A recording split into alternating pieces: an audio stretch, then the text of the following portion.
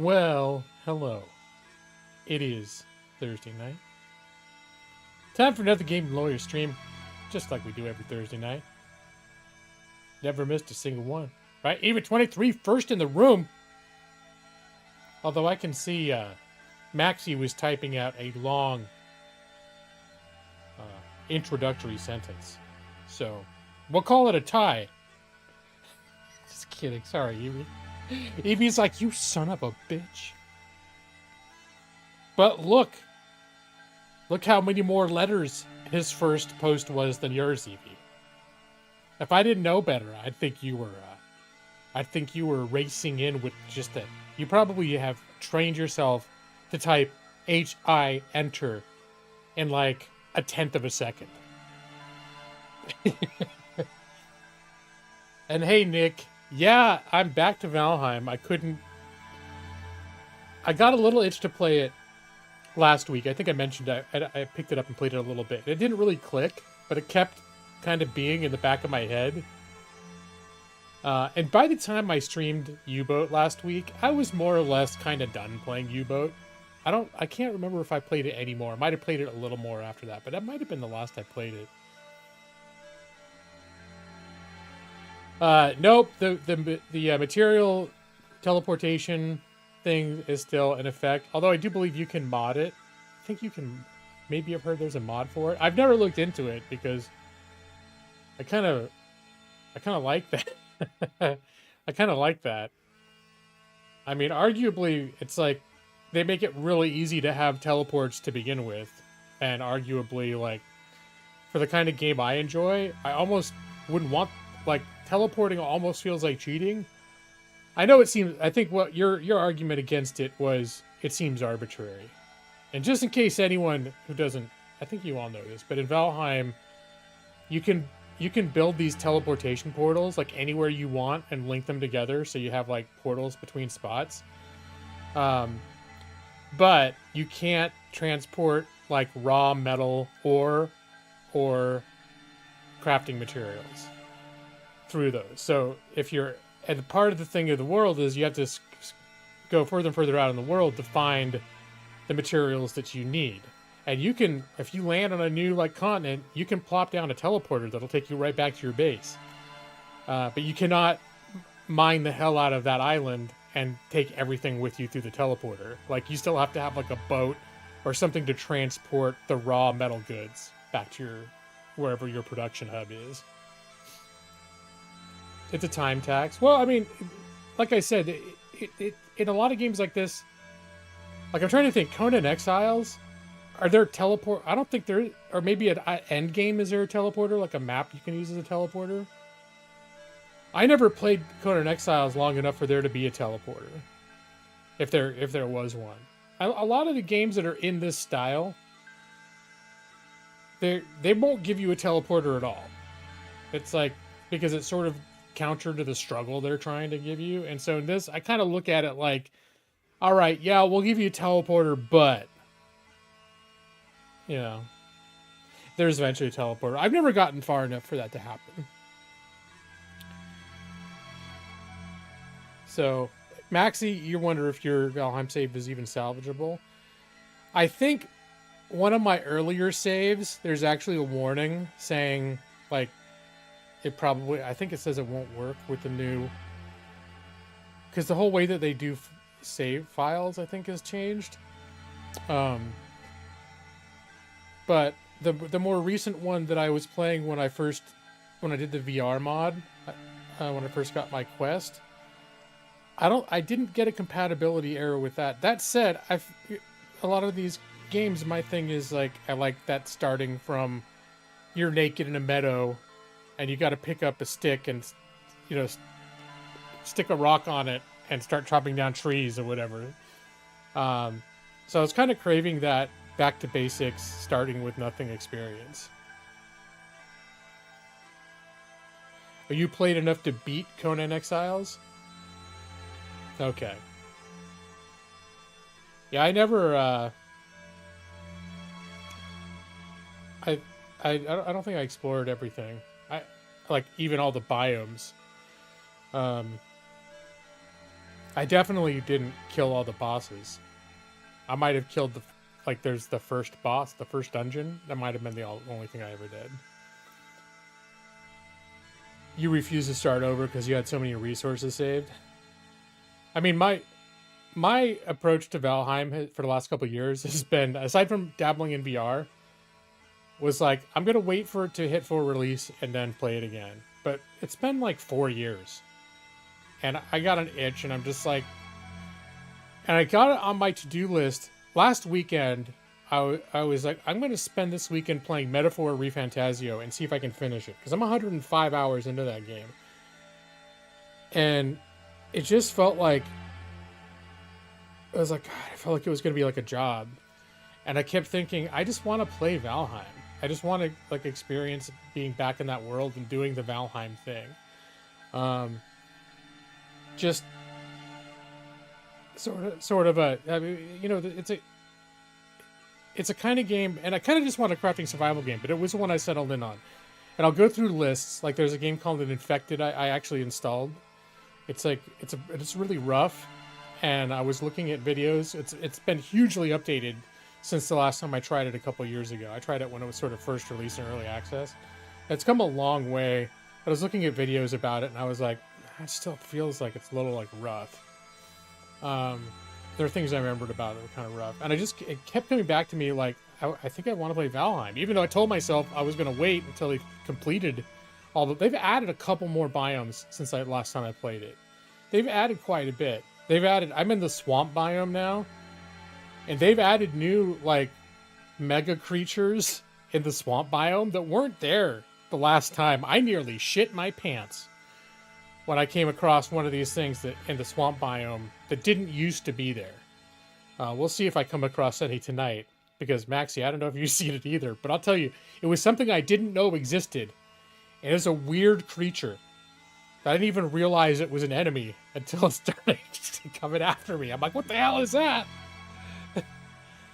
The D&D game you're running is essentially a survival crafting game. Interesting. That you'd have to really heavily like do some homebrew rules to make that work, I would think. Oh wait, okay. Comes let's see. I was like, another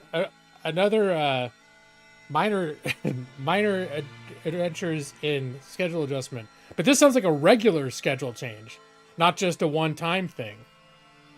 You could work a 9 to 6 shift on weekends and work 11 to 8 every other day, so you can hang out with people more. She said it's possible, but you'll find out when the new schedule comes out. Guess we'll see. You know they're going to go down in the basement vault, and they're going to write it down. Remember the basement vault, which, even though you've worked at Walmart for like 10 years or whatever, I don't know, it's been 10, it's been quite a few. And I've never worked at one. I know how it works. I know they got a vault down in the basement where they keep the big file with the big black book about Eevee in there. 7 years. Yeah, almost 10. The big file. Every time Eevee asks them to adjust her schedule by 1 hour, someone goes down to the basement. They crack open the vault. They bring out the big black book, and they just make a note. There's like a score at the bottom. I don't know what the score is, but somebody's keeping score. Oh, too cold to go bring groceries out in 18-degree temperatures. That's fine, Evie. And then they slip off down to the basement. You're like, where are they going? No, it's like no one knows. They just, sometimes when people tell them, ask for something or say they can't do something, the supervisor slips down to the basement. No one knows where they're going. They're going down to the big black book. To update the score. It's homebrewed a good bit using a classless PDF. Essentially, single class lets you choose features, and they're just normal features from base classes. That's interesting. They still have a bunch of different RPGs that are based on the D20 rule set. I know, like, 20 years ago, that was a huge thing. It sounds like the sort of thing, like, because they take the, I think it was third edition that it was based on. And basically, a whole ton of different RPGs were built off the skeleton of that. It seems like you're kind of using more of D&D, but like breaking it down to building blocks. That's kind of cool. It's Miju. It's way too early to sing you a lullaby. All right. That's it. I'm a little bit hurt, Miju, because you come in and the very first thing you say is, "Don't sing you a lullaby, please." All right. Well, as hurt as I am, my stream just started 12 minutes ago. And I know on occasion I've sang you lullabies mid-stream. But you know what? Now that I know how you really feel... Hold on. Go. Just kidding. Just kidding. There's a lot of third-party content you can get. All third monster manuals is why I'd rather use 5e. Okay. Running other systems, you have to homebrew monsters way too often. Oh, right. Yeah, so you can basically... You still want to be able to use, like, all the other resources in a modular manner. I can see that. How you doing, Miju? You know, it's a funny thing. Okay, this is weird but yet, I think it was last night. I was just looking through my channel, and I randomly was like, do they still have a place where you can see, like, all the people who've ever subscribed to you? Because it seems like it used to be kind of like up front and center, like 15 years ago, a long time ago. And now it seems like it's like, I thought maybe they just gotten rid of that, because once I looked and I couldn't find it.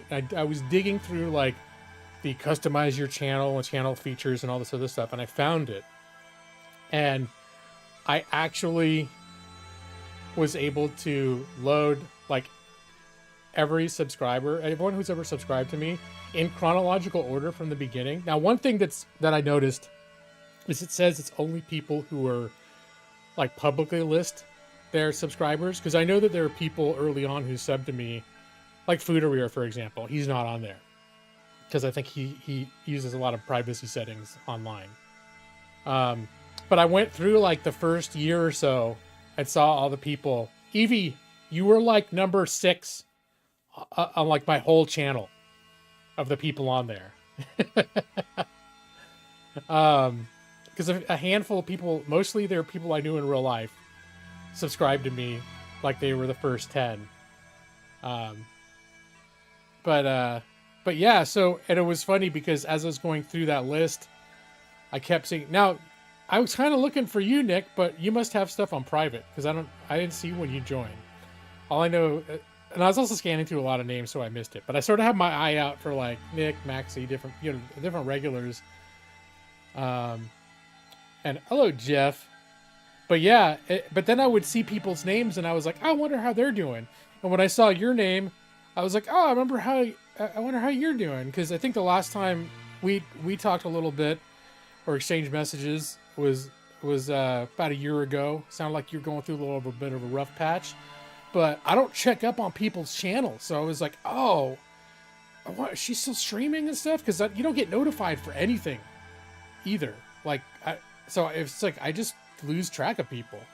So actually last night I went on your channel and was just like, oh dang, you're still, like, you're streaming, you're plugging along, doing your thing, you still streaming, playing what's that gotcha game. Why can't I remember it right now? Anyways, it's like a game you've been playing, like, for a long time too. I was like, yep, there she is doing her thing. So I popped in, gave it a like. It was, you weren't live, but I just popped in and listened to you gab for a minute and then left. But Genshin Impact, yeah.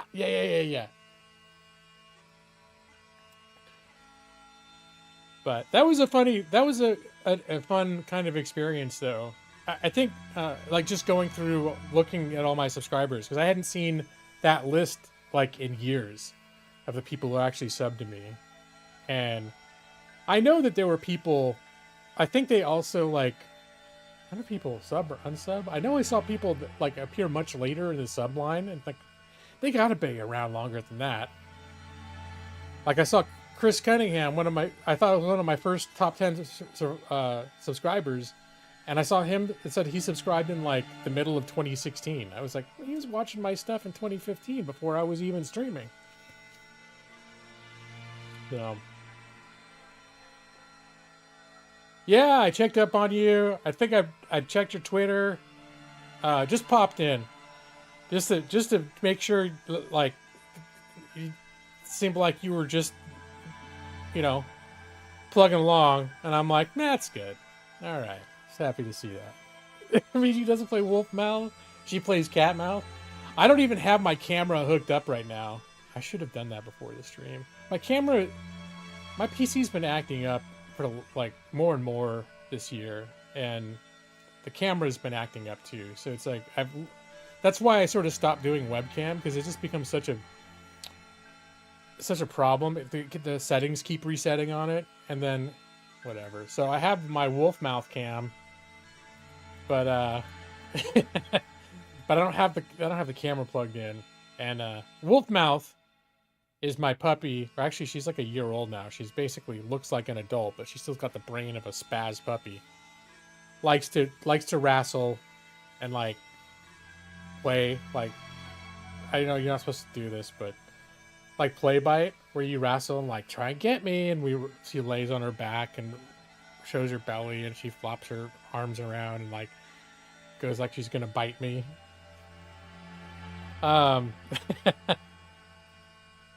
Well, what I can do is I can dig up a very quick clip of last week. We had a rousing game of wolf mouth.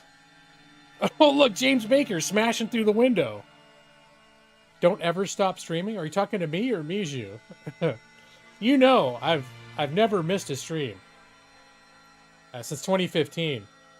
Actually, I streamed more when I started streaming, but starting in 2016, I set my once a week on Thursday night routine, and never ever have I missed one in 8 years. Right, UV23? She'll vouch for me. Never a one. Both the yins. Okay. All right. Wait. Where's my? Okay. Gotta get rid of the wolf mouth cam. There will be wolf mouth though.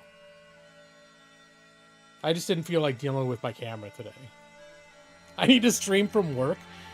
That was the funny thing, is when I used to do the sort of work at my own pace doc review stuff, a couple times I actually almost thought about live streaming, but then I was concerned that some of because it was like, have private health information, and I was afraid some of it might get captured somehow on the stream and be totally unethical, so I just never did it. But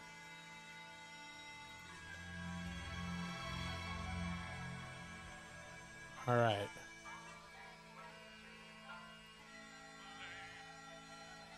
So here is, for your viewing pleasure, wolf mouth. There's no sound. Well, actually, there could be sound. This is wolf mouth cam in full swing.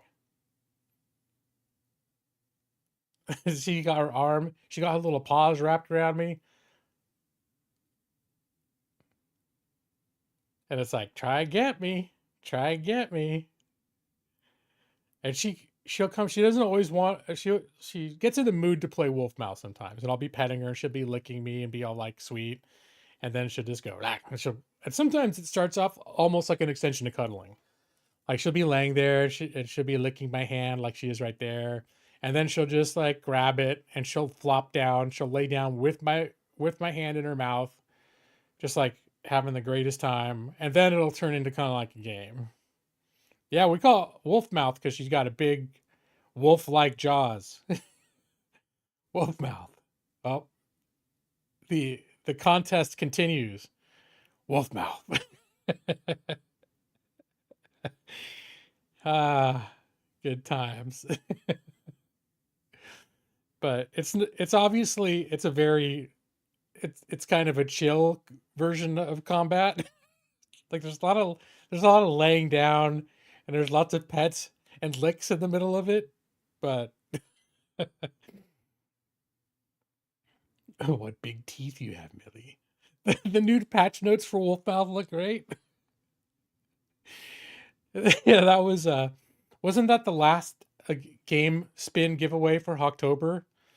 I did a spin for it was I put Millie's name on the wheel 4 times and the spin was to win a game of Wolfmouth. Yeah, that's a bed. Yeah, my bed is right. Usually, my camera's not pointed at the bed, but that day I took my camera down from its normal spot and thought, she's not there all the time. And then a lot of time she was just sleeping. Like I was playing and and she was just like unconscious on the bed. But I was like, that's cool. We'll just because that's what a lot of times when I'm streaming, even if my green screen is up, she's just sitting like right next to the other side of the green screen by the bed on the bed, just like conked out right near me. So it's good times. But that's my Millie Moo. My silly Millie Moo. My big goofus.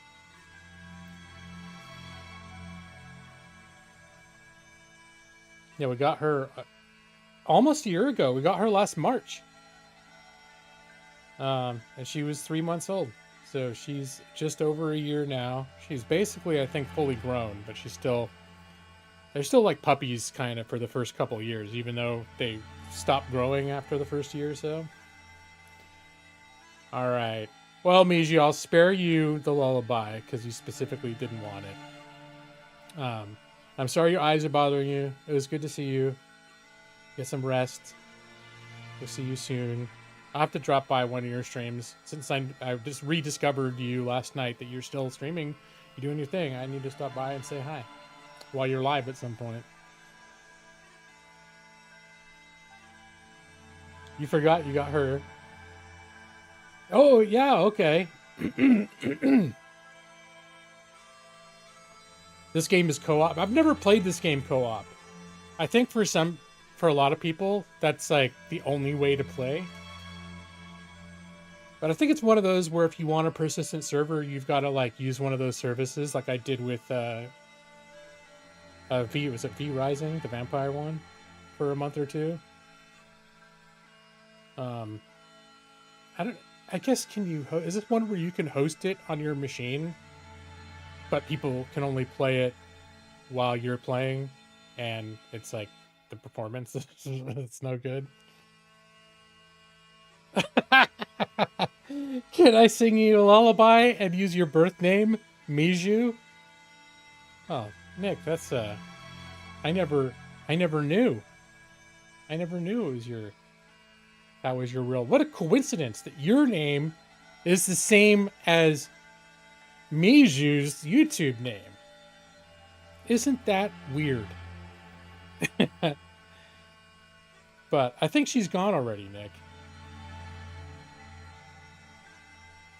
I need a co-op game for my pet. Every game that my pet plays is a co-op game.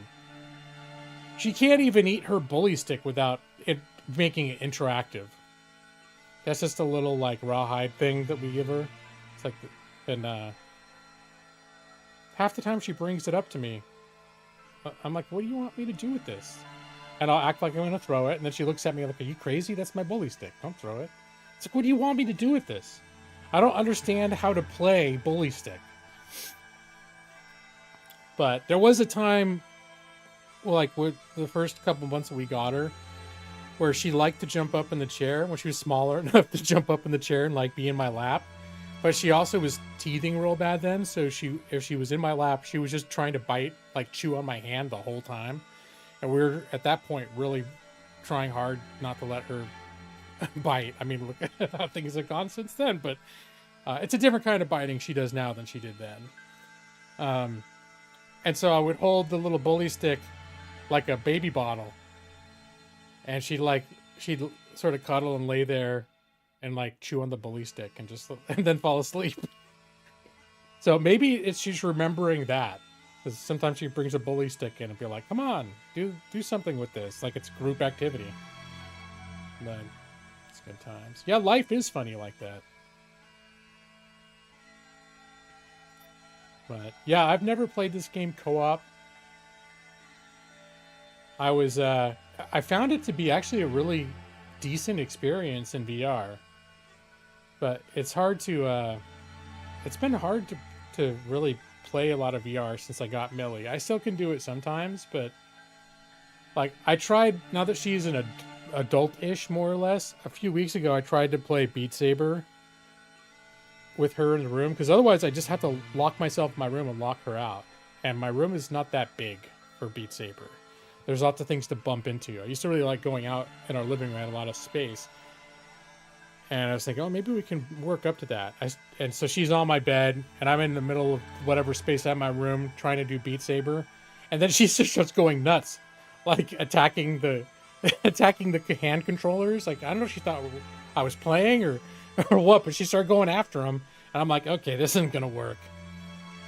Remember when you had some blood work done and had a high platelet count? Well, you got retested and came out normal. Well, your levels B12 were low. Can you just fix that by taking a vitamin? Oh, you have to take injections. Holy shit. That sucks. Man, it's not one thing or another. I guess it's a pretty high maintenance for someone that's going to live to be 105 years old. Guess they got you starting young with the with the special infusions.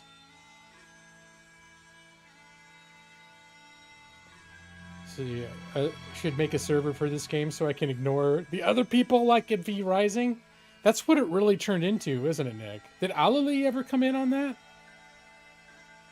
I remember you spent a good deal of time in it. You probably spent more time on that server than I did. And that's what happens too. Like a couple times, like World of Warcraft, I'd be like, I just want to play by myself.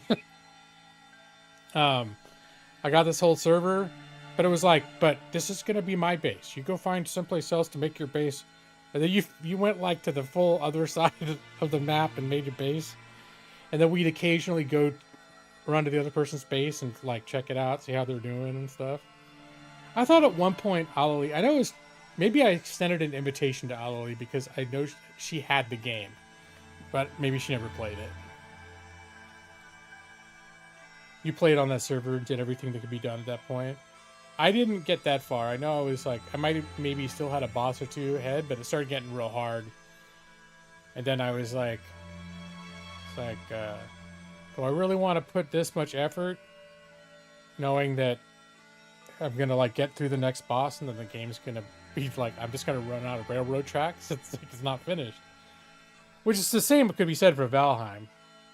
I'm getting close to needing to confront a very hard boss in Valheim. B12 is better than a low F-16. Are you talking about the F-16 jet fighter, Nick? Is a B12 a bomber? Yes. How do you inject that? You tried Blackberries Dr. Pepper? I never even heard of that. A hint of grape flavor? Huh. It sounds weird. But aren't there actually tons of flavors of Dr. Pepper? I've never seen them, but I want to say that I've heard that Dr. Pepper like makes a whole bunch of flavors. I did have Baja Blast, Mountain Dew Baja Blast today with my Taco Bell. All right, you guys, I'm going to use the restroom. And when I come back, I think I'm going to start the game. But I just realized like I'm sitting here like squirming. It's like, it's too early in the stream for me to use the restroom, but I had to come to grips. This is the thing I need to do. I'll be back.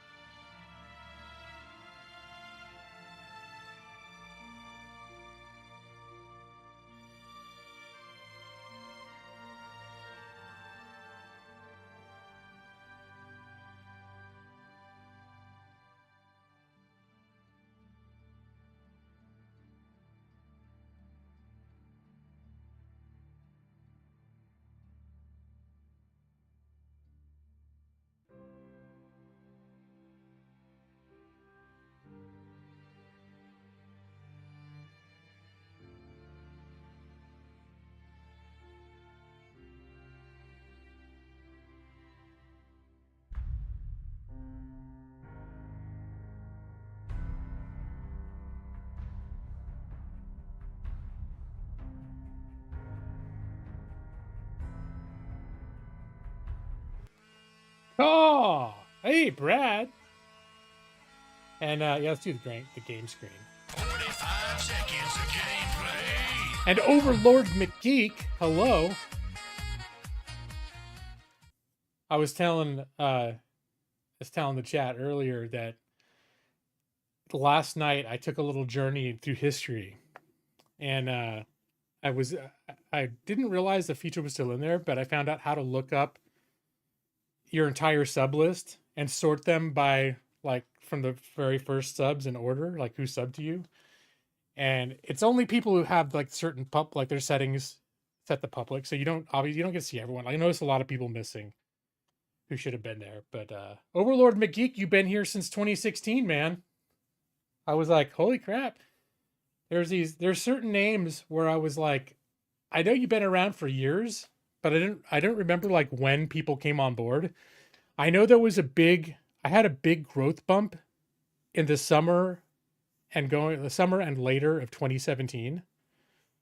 Like around when I went to VidCon and hooked up with all the other streamers, and there was a lot of, anyway, I got a lot of channel growth in 2017. So it's like usually when I think about a lot of like the people that came to my channel, I assume probably most of them came around 2017. But yeah, James, you've been there for a long time. I made a new character. Guess what his name is? Lawrick. Of course it is. And that was the thing, Nick, is I want to say it was at some point in 2016. The funny thing is there was a guy named Kit C or C Kit or something like that.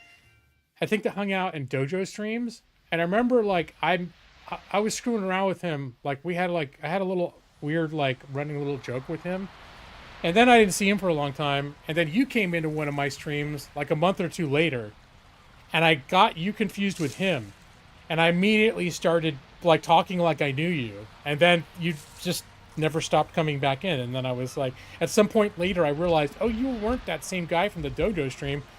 But I was like, oh shit, now I like you, you're cool now, so you come every day. And where's Sit K? I don't know what Sit K was his name. CIT space K. And I got it confused. Nick C, you know, it's some of the same letters. How you doing tonight, Brad? Where's Brad at? He just said call. I bet Brad's really upset with the game that I'm playing right now. Look at my, I don't know if this is what kind of helmet this is, but it protects me from poison. I literally just baited. But yeah, so I got my little, this has sort of become my main base. Oh, I didn't think you would feel that way about it, Brad. Thrilling to see this game. I'm really surprised to hear you say that. I know you're saying it in all sincerity. But let's see. Yeah, I started... This is where you start, at the Stonehenge. And then I found a patch of coast, and I made my first home there, called uninspiringly First Home. And then this is the first patch of the darker woods where you start being able to mine ores. So I made this forest home, but it turns out this dark wood was only right here. And the rest was like this, I gotta keep looking. So at that point I was like, well, I should keep an eye out for the next biome too. So I did, I built a ship, I explored all the coastlines, I was looking at lots of, the first boss I fought was over here, so I was looking for lots of, sort of charting like where stuff was to decide where I was going to make my next big base. And I found a patch of swamp, which is the next biome, next to a big patch of darkwood. The darkwood's like almost all this whole area. So I was like, okay, I'll make a little home. I call it Wetwood Landing. And I do more mining there, but the whole time I'd like built this base up, this little forest home. So even though it's not geographically in the best spot, it's sort of the one that I keep building And at some point, maybe I'll find a place where I want to make my master base. This is not perfect either because it's on a hillside. And there's some weird things. Like, I'll show you. And I got portals going everywhere. So, flower going through my floor. So, like, I got to memorize where they all go. This is going to first home. At first home, I basically just made a 5x5 room with the idea of, like, it was big enough to expand from. And, you know, some of the basic stuff. And then I just never built more stuff in here. Except, because it's flat land, once I got carrot seeds, I built a farm plot next to it. So now when I went, speaking of which, time to pick up the old seeds, get some honey from the, get the honey. So basically, I just used my first original base for farming at this point. One thing that's a little weird is, like, performance in this game can be weird depending on where you are. And there's something about this area that frequently my system gets very taxed in a way that it doesn't in the other area. So that's what gave me pause, because I was like, maybe I'll just build everything here. It's a nice spot. It's a nice flat spot with open space. I could do a lot of farms here. There's lots of wood. But it seemed like I just kept, and maybe it was just me, but I kept having like weird, like, slowdown that I didn't care for. Yep, gotta stay on top of those carrots and the different plants. They only grow every few days. So if you happen to just check in on your farm and all the plants are ready to pick, you got to move on that. Although I think I'm finally at a point now where I've got a lot more carrots than I need. I should probably just replant at this point and just let the carrots be the reservoir of carrot storage. I didn't even bring my hoe with me. How do I not have a fence around your house to protect from horde attack? It hasn't been a huge issue yet. And so far, I don't hide in my house. Like, that's one thing. You put up defenses and then you can sort of hide in your house. Like, so far, I've just run around the perimeter of my house. Because those things that, when they happen, it's just a set amount of time. And then it stops. So it's not like you got to kill everything or whatever. And then after it stops, most of them run away or despawn or whatever.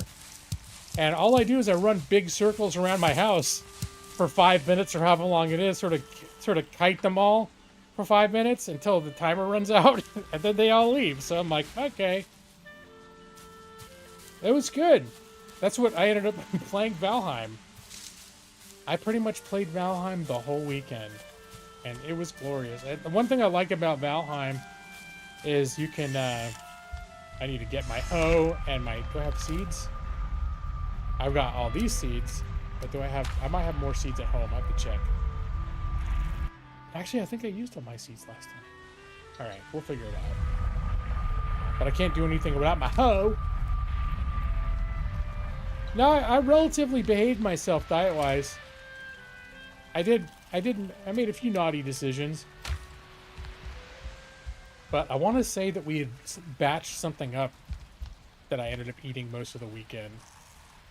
And then what did I do? I think I ordered Saturday night. I ordered through Uber Eats. I ordered a bunch of sushi from one of our local sushi places that I like. So I had a little sushi palooza. Let's see. I got food in here. I'm gonna eat. And food in this game, when you run out of like the food effects just buff you a lot. So you see my health is gonna go up like 400%. My stamina goes up by 400%. As your food buffs wear off, you lose all those buffs, but you never die. You never have hunger and die. You just end up where it's basically like when you were first born in the game, and if the weakest creature sneezes your direction, you can die. So And also, you take 2 swings with an axe and you're tired, that sort of thing. Yeah, I ordered sushi delivered. It's pretty good. It's never burnt. You know what? Sometimes it is, but I don't think it's the true meaning of the word sushi. Because there's a lot of sushis that actually, they sear it or they do cook it. There's different rolls that have like cooked salmon as opposed to raw salmon.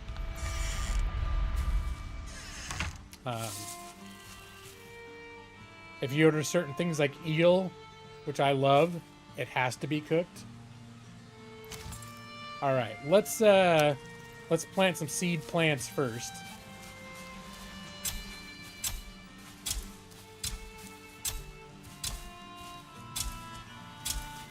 You just gotta. I think I could probably plant them closer together, but then they won't grow. So, but yeah. Like, those two might be a little too close together. I'll have to see what happens.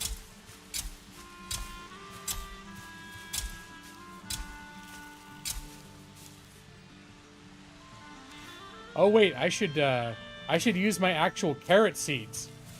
You can use what I'm doing right now. I got it backwards. You can use your carrots to plant seed plants, and then each one will give you 3 seeds. So each time I planted one of those, I spent one of the carrots that I just picked. I'll make it even over there. But when I do this, it's actually dipping into my, because I harvested a bunch of these seed plants, so I have a bunch of seeds.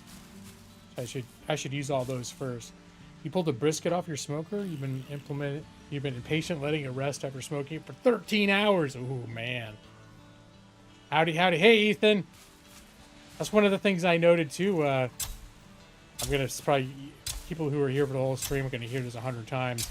But for the last night, for the first time in like years, I rediscovered where you can go with YouTube to see all the people who've ever subscribed to you. Because I thought they had gotten rid of that at some point. But I got really like, it's gotta be in there somewhere. It was sort of like buried and hard to find, but I found it. And so I did a sort of all of my subscribers in chronological order since 2015 when I started the channel. And Ethan, you were very early on. I know you've been around for a long time, but like literally, I think it was January of 2016. That was like 6 weeks into my streaming career. I was surprised to see how early on it was a.k.a. Gaming was the first kind of big streamer who subbed to me, and I think it was pretty much between him and Game Dojo, but a.k.a. Gaming was pretty much the first guy that, you know, he got a lot bigger after that, but he was already pretty big, and he was like in the first like 10 or 15 of my listed subs. And I'm pretty sure after that my channel started booming. This year is the 10-year stream anniversary. It's gonna be in I always need to remind myself, I can't remember whether it's October or November. It's somewhere right around Halloween. Between my Halloween and my birthday, and I can never remember which. The carrot. Keep missing these carrots.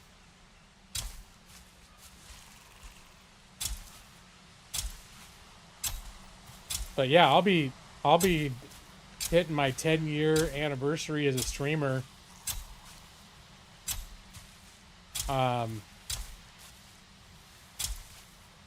This year.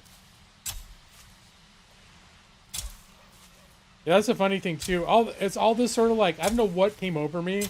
All this kind of like weird, like, let's take a trip down memory lane. And the funny thing is, you know, I know Brad preemptively is going to be like, you told us this once. You told us this 1,000,000 times. But my first channel on YouTube where I created content was in 2007? 2006, 2007? Can't remember which one. And, I racked up about 800 subscribers, which was kind of a big deal then. but I talked about political and like, you know, I wanted to talk about world affairs and opinions and everything, and that ended up being much more agitated than I was prepared to deal with. So I stopped making content for that channel in like 2009, and then when I decided I wanted to try doing a gaming channel, I briefly considered trying to just reignite that one, but I was like, nah, it's too much baggage on that channel. I'd just rather start fresh. PTSD from when I played Truck Simulator and moved away, and I did that that dramatic goodbye video, and I kept using clips of me driving trucks away from away from California and to Oregon. Yeah, talking politics. And you know, here's the funny thing is I went in, I started because I was watching other channels and people just seemed like they were all just trolling each other and angry all the time. And I was a little, even then I was in, you know, probably my mid 30s. I was a little older. I felt like, all right, I'm coming at this with a little bit of world experience. I have a legal education at the time. I was in law school. But I was like, I think I could bring a perspective and maybe like start some discussions that are not just about, you know, hey, poon, loser, blah, blah, blah, idiot. And the thing I found was like, and no one today would be surprised, right? But back then I was a little bit naive, thinking like, oh, I think maybe I could start a trend of maybe some more like measured and reasonable explanations, that, like people with differing opinions having discussions and like learning to respect each other or whatever. And it almost immediately turned into a shit show. Where I can remember there was a point, it might have been when I got married, because we got married in 2007. It's probably about 6 months after I started my channel, and we spent a week in Vegas. And I remember there was some dude that I'm pretty sure was a troll. Like, maybe they didn't start out as a troll, but they got pissed at me, and then they were just like pushing my buttons, but I kept answering them. And I remember being on my honeymoon and like running down to, there was like a Starbucks. My wife would still be in bed, and I'd run down to the Starbucks and order stuff. But part of it was a pretense to like get away for a minute and like answer this guy back, some kind of like, well, you're blah, blah, blah, blah, blah. Then that was one of those points where I'm like, maybe I'm not well suited for this shit. Of course, I think at a certain point I actually made peace with that guy. I was like, hey man, you know, it's cool. I know I've said some stuff to piss you off. I said, I'm on my honeymoon right now, so. And he was like, oh no, that's good, that's all good. Like, he was all cool, so we've left it at that. But anyways, there was some part of me last night, or maybe over the weekend, some point over the last few days, when I was feeling this sort of like walk down memory lane feeling. And of course, as some people may be aware, there is a lot of political discussion going on right now. A lot of it is not very friendly. And for some reason, I got that impulse. I was like, I wonder what would happen if I just like set up a few scenes on YouTube. Because there was no like live streaming or anything back then that I knew of, but I was like, I wonder what would happen if I just, like, no one's seen any content in that channel for over 15 years. What if I just went on there and like launched a live stream?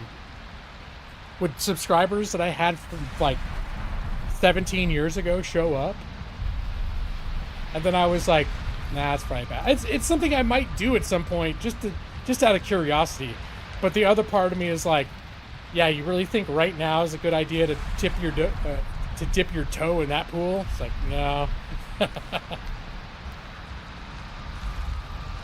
Oh yeah, I still had some seats left. Almost none. Do it. American Truck Simulator is finally just about finished all the states with Route 66. Is that, I mean, I know they're getting way across the country, but are they really getting close to completion? I know we've gone pretty far east at this point. I don't want to dip my toe in bile. I would just be curious just to see like who would show up. And the thing is about a lot of those communities that I like, the circles that I followed and the videos that I watched, a lot of the people who I liked then ended up becoming like really toxic and fucked up later. And I guess maybe they always were, but they were toxic and fucked up in a way that aligned with like my positions. So I was a little more like, oh yeah, this guy tells it like it is. And then at a certain point it's like, oh, but I don't agree with that. That's fucked up. And then at a certain point, like the whole thing just became like, I don't even want to, like the whole little like weird corner of that internet, everyone just ended up like, I don't know. It was all about fighting about social justice warrior. You're SJW, fuck you, blah blah blah. And I'm just like, I don't want to. I was well gone by that point, but at a certain point when that became the thing that everyone was arguing about, I was like, I don't know.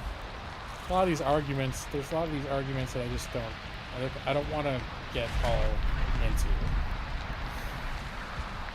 Yeah, to where it's like, it's what I'm spending all my time looking at, the way that I used to look at some of those channels and follow some of those discussions. There's still tons of states to do, and the devs focused on following Route 66 for now. Okay. Yeah, I noticed it's gone. I haven't really been in the mood to play it in years now. Once in a while, I get a little bit of an itch. Let me see. Let me fix up my stuff. Put my... This game becomes like a whole thing of inventory management. This is where I keep my honey. This is where, let's see, I'm not using my hood anymore, so this hood, because I'm using my my weird tree alien mask. I'm not going to be doing farming routinely, so we'll put the farming thing in my little go box, and then we should pop back over and put the seeds back in the seed box. 100% a chill guy. Valheim for SJWs. Yeah, and I've actually started this channel with a rule that I occasionally break myself, but I've stuck with it pretty good. And it's mostly because like I want there to be a place where there's so many places where people argue about all that kind of shit, and I've got my own opinions about stuff. I won't lie, I can have pretty strong opinions about stuff. But I wanted this to be a channel where it's like, that's not what you're doing here. If you want to go have a fight, there's plenty of places to go do it. So I've always just kind of really tried to avoid that kind of thing. You never need scratch that itch? Are you talking about American Truck Simulator? Who is it that really likes... I know Ethan obviously likes it. Maxie, I think, likes it. Brad? Does Brad like it? Can't remember. I just remember thinking everyone loved it, and then it started becoming apparent to me that there were a lot of people that either didn't like it or they were indifferent to it. The only fight we need is Wolfmouth. That's fair. Let's see. I think, what was I doing in this game? I think I was collecting resources in build-up to fighting the next boss. So, the next boss is Bone Mass. You find like hidden little rune things in dungeons that when you read it, it will mark your map with where they are. I think it spawns them at that point too. I'm not sure though. But this boss for the second boss in the game, actually it's the third boss. The first boss is so easy I forget about it. There's like in the starter zone, there's like a deer, a little deer that shoots lightning out of its horns. It's cute compared to the other bosses. And then after that, there's this giant like tree ant thing that's significantly harder in the dark wood biomes. And then there's Bone Mass, which I can't even remember. It's this big toxic swamp monster that spawns skeletons all over the place. I just remember dying over and over and over again when I played it before. And I've already died just trying to be in this biome a few times. In fact, the last couple days, I mentioned, well, here it is. I've marked these things because crypts are where you get iron. And I've marked some of the crypts as abomination crypts. Actually, I don't even know if they're called crypts. This is what I call them, keep them straight. And I call them abomination crypts because in the vicinity of the crypt outside, there's a creature called an abomination that sort of lives in that area.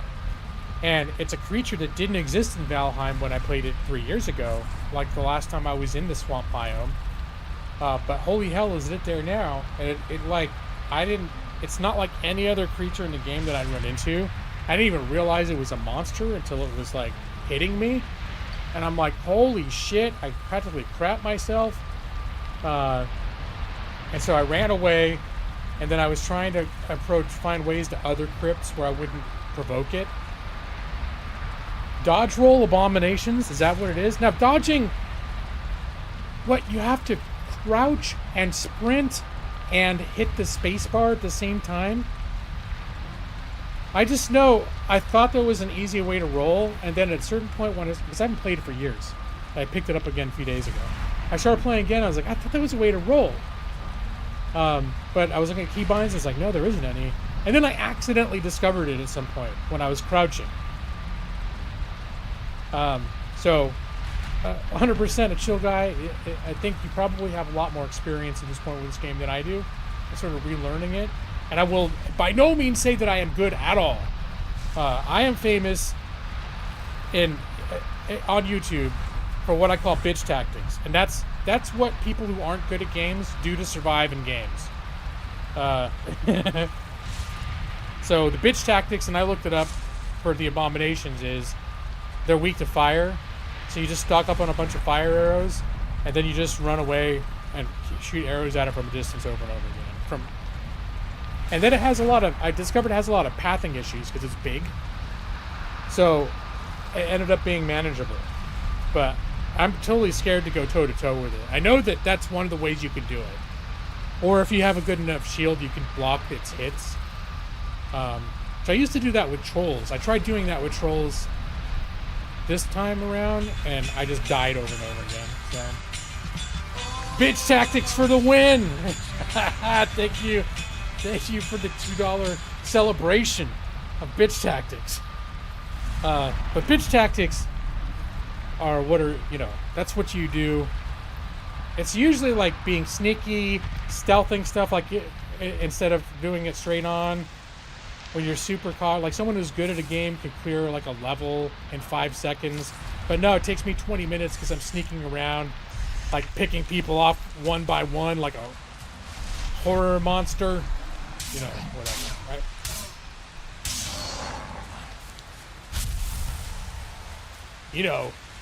Horror monsters. I'm not 100% chill. Nah, I think you're right. I was like, compared to a lot of people, I'm kind of chill. And a lot of contexts, I'm chill. But a lot of times the reason I'm chill is because I'm very carefully redirecting myself, not to, like, for example, I was talking about these said political discussions. I don't get in fights with people on politics anymore because I just avoid talking about it. But pretty much if I started talking about it, I'd probably end up getting like triggered again and not good at it. Saying shit that's not nice. 100% is definitely hard to achieve. Why am I coming over here? I just saw a thing out the window. Didn't I have a torch out here? It's so dark out here.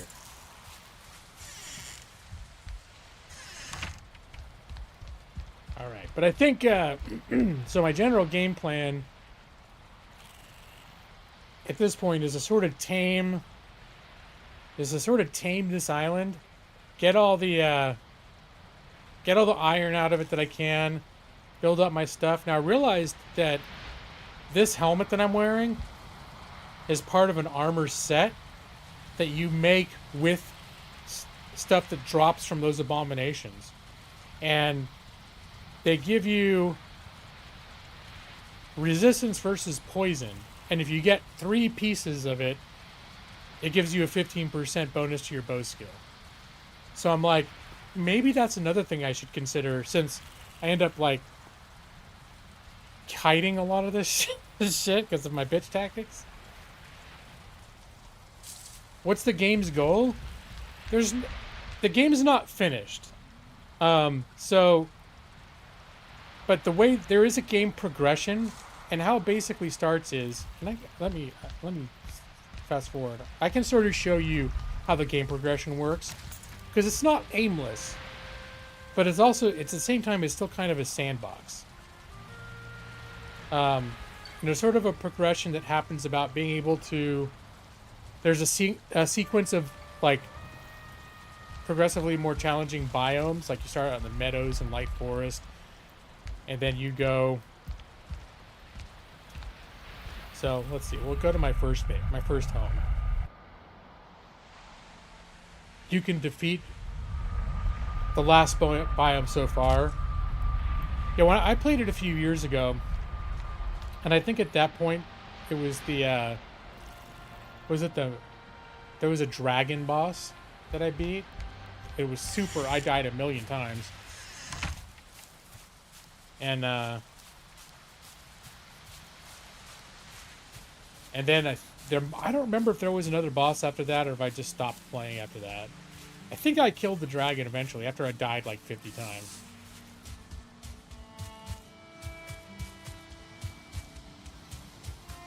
So, where I'm taking you now is, I could have just teleported straight to this place. Oh well. I have a porter there, but not all my teleporters are hooked up.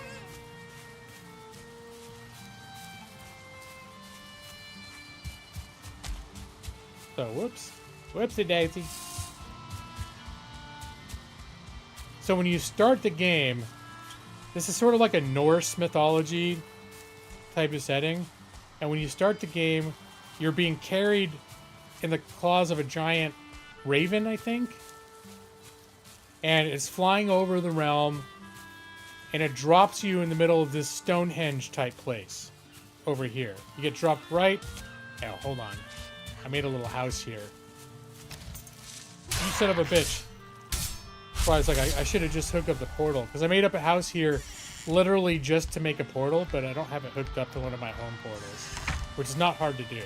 I just can't do it from here.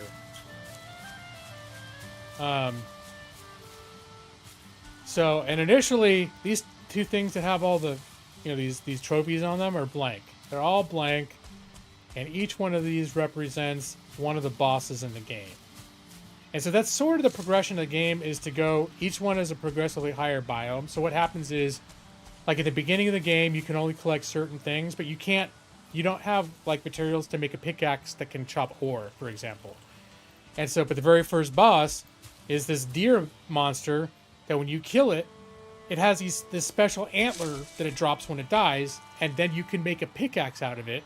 And now you can mine tin and copper, which you can make into bronze. You can make stronger stuff. But you have to go to the next biome, the Dark Forest biome, to access those materials. And in the Dark Forest biome, there's a new boss. And it's this elder, like a dark ent, that's like evil Treebeard type of thing. And you'll get notification, like you discover these like written tablets that will tell you where the next boss is, and it'll show up on your map. And like in this case, the next boss, I was over here, and this is all undiscovered over here to the left. And the next boss is called the Elder, and it popped up here. And so I had to first just figure out how the hell to get over there.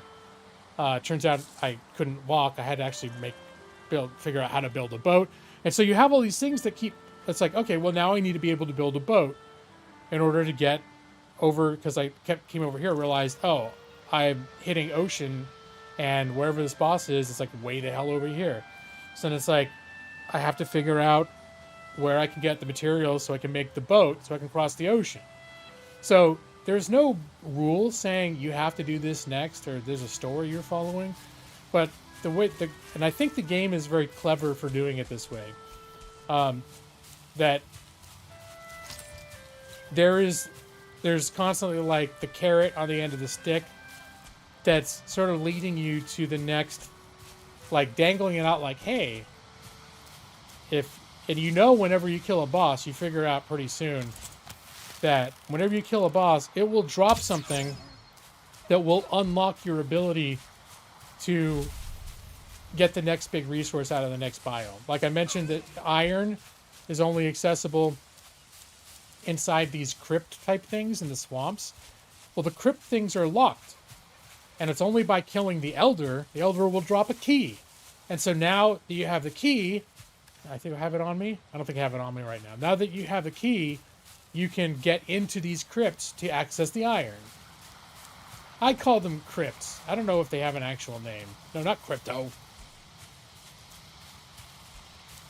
My name in game should be the Elder. F all that. Send mountains with copper weapons, bro. Go to the. But don't I need to fight the other bosses leading up to the mountain biome before I can? Because mountains, if I recall correctly, and I'm not sure if I do recall correctly, are mountains where you get silver and you have to get like that special horn that lets you detect silver? Or is it the boss in the mountains that drops the horn that lets you detect silver and you can go there anytime? For some reason in my mind, the mountains was like the next boss after the swamp. Easy silver sticking out of the ground. Now, this may go back to my bitch tactics, but my memory of the mountains was, from when I played a few years ago, was I wandered in there. I was like, hey, what's over here? And within 10 seconds of setting foot, first off, you get really cold, right? Doesn't it kill you if you don't have the right materials? Like, the right to stay warm? And I have not been in the mountain biome in this playthrough yet. But I recall there being some barriers to entry that require me to basically work the other biomes until I can get in.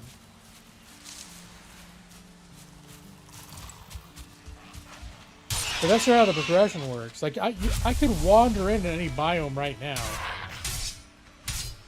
but like there would be no point going to the. Well, you could technically if you want to be like you're sitting there with your stone weapons, you could find your way to the swamp biome and try to survive fighting all the horrific shit that lives in the swamp. But you couldn't access the crypts and get the iron out of it. And I'm like, well, that's sort of how I feel about some of these other things.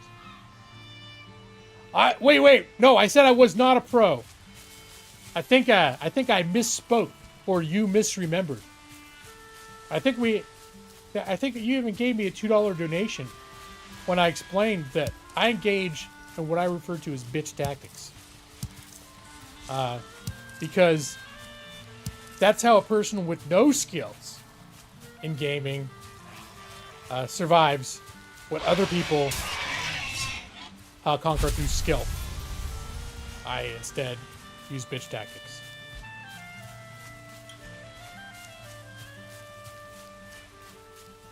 Yeah, that's part of the problem too. Half a century. That's getting scary how fast time goes. That was another thing that happened this week. I don't know what happened this week. I was very introspective. And so this week, I also realized, like, shit, I'm turning 52 this year. Like, what the fuck is going on? I remember when it seemed like, I still can remember when it seemed like I was never going to hit 40. I was like, oh, I'm still in my 30s. I still got plenty of time. 40 is when I'll be officially old. I'm in my 30s. It's not old. And then I hit 39, and I'm like, I'm getting real close to 40. Nah, I'm still in my 30s. It's no problem. It's not old. I'm not old. And I'm 40, and then I heard 40. I'm like, well, 40 is like 39, right? I was still like, it basically is like I'm still in my 30s, except it's just like I'm just a couple of weeks out. And then that speeds by, and then I turn 50, and that same shit's going on. Now, 50 was a little more like a little bit of a what the fuck age. Because that's like, oh man, what the hell? How did I turn 50? How was I in college 30 years ago? Like, what the fuck happened? But But the other one of the byproducts of that is my gaming reflexes have gotten worse. Not that I was ever the best gamer in the world, but it's definitely harder for me now to get good than it was 30 years ago. You hit 26. Yesterday you were 16. Well, you know, and there's an interesting thing about when you get older, about your perception of time. And it's not just what is in your head, but it's not just like, there's a reason for it. That they say, oh, as you get older, it seems like time goes faster and faster. And of course, we're all experiencing time at exactly the same rate, unless we're in some sort of event horizon by a black hole or whatever. Or whatever. There's some subtle variations to that based on the theory of relativity. But for the most part, all of us living on Earth, we're all experiencing time at the same rate, moment by moment. But 16 to 26. So think about this. When you're 10 years old, 1 year is 10% of your entire life that you've existed. If you're 10 years old, 5 years is 50% of your total life experience. And that's, at that point, already getting back into where it may be dim. Memories may seem dim and faded from like when you're 10 looking back to 5.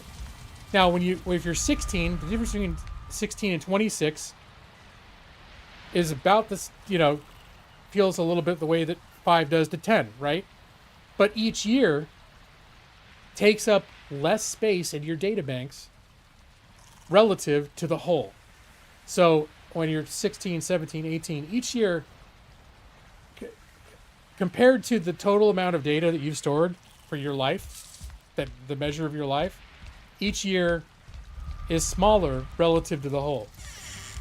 So that by the time you're 50, 5 years goes by, and it feels like a relatively small chunk of your data set of your whole life.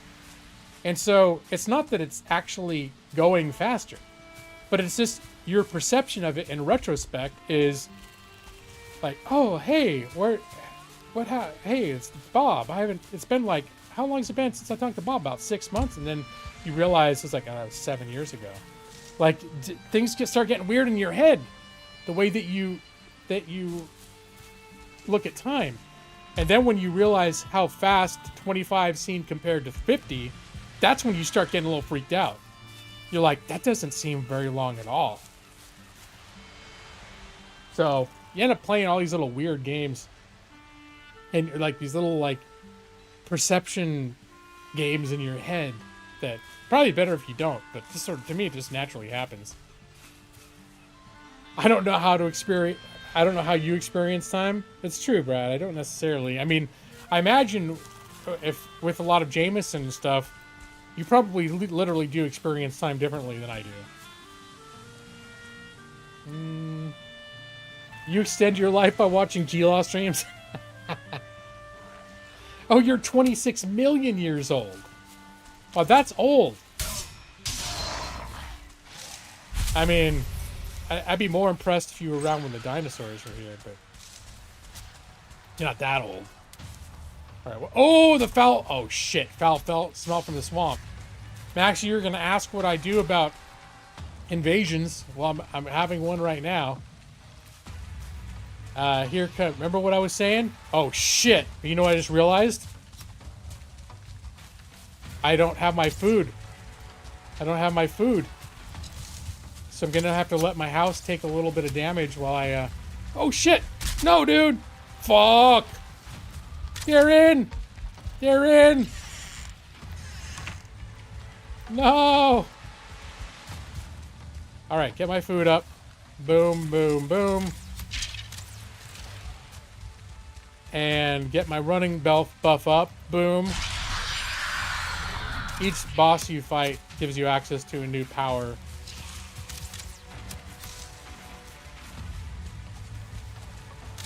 Alright, and now it's really for me the bitch tactics 101, run away, do. Invasions are on a timer, and you just bitch tactics your way through that timer. Let me close this door. I'll feel better about security in my home with the doors closed. Da da da da da. Bitch tactics. Oh, I did close that door on the way out. How thoughtful of myself.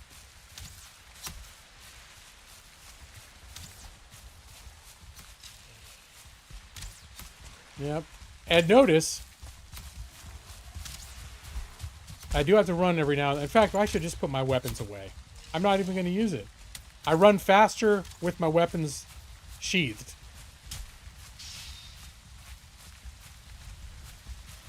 I noticed there are some undead creatures and like the living creatures will actually fight each other. It's personal, like they came just to kill me. It is. They are here literally just to kill me. If I knew more about the lore of this game, I might understand exactly why. This is some sort of like I'm in some kind of an afterlife, I think. Or not. I don't know. Ow. Yeah, those arrows do smart when they hit, though. Son of a bitch.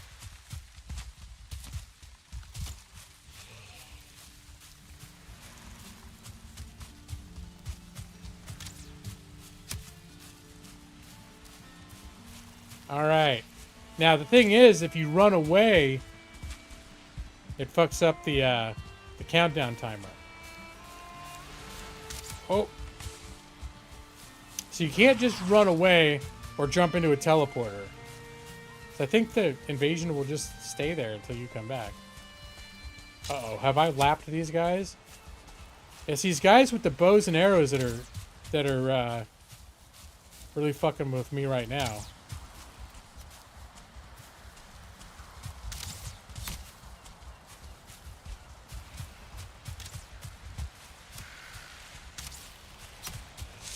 You can smell them through the screen. You talking about these swamp guys?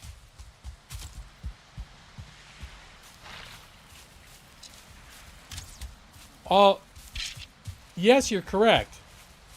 And hanging around to fight them could be. Now, the thing is, I think if you kill all of them during the invasion, they keep respawning. So, I could be wrong about that. But I thought the invasion just was like stuff attacking you, continuing to attack you for 5 minutes or whatever it is. So, and maybe I'm wrong. If you could just, if the invasion comes and you kill them and it's done, you can stop it early. Maybe there's a point to that. The other point would be if they drop anything particularly good, it could be worth stopping to fight them. My experience, though, is that these Draugrs hit really hard. And if you're trying to block and dodge and do all that shit, engage with them. Now, first off, you could do it remotely, but then you'd burn through a gajillion arrows, which I also don't want to do. So, optimally, if you're just going to just cuz fight them, you want to be able to take them out with melee. Unless, like I said, they dropped something that was particularly like worthwhile to farm them for, which in my opinion, they don't.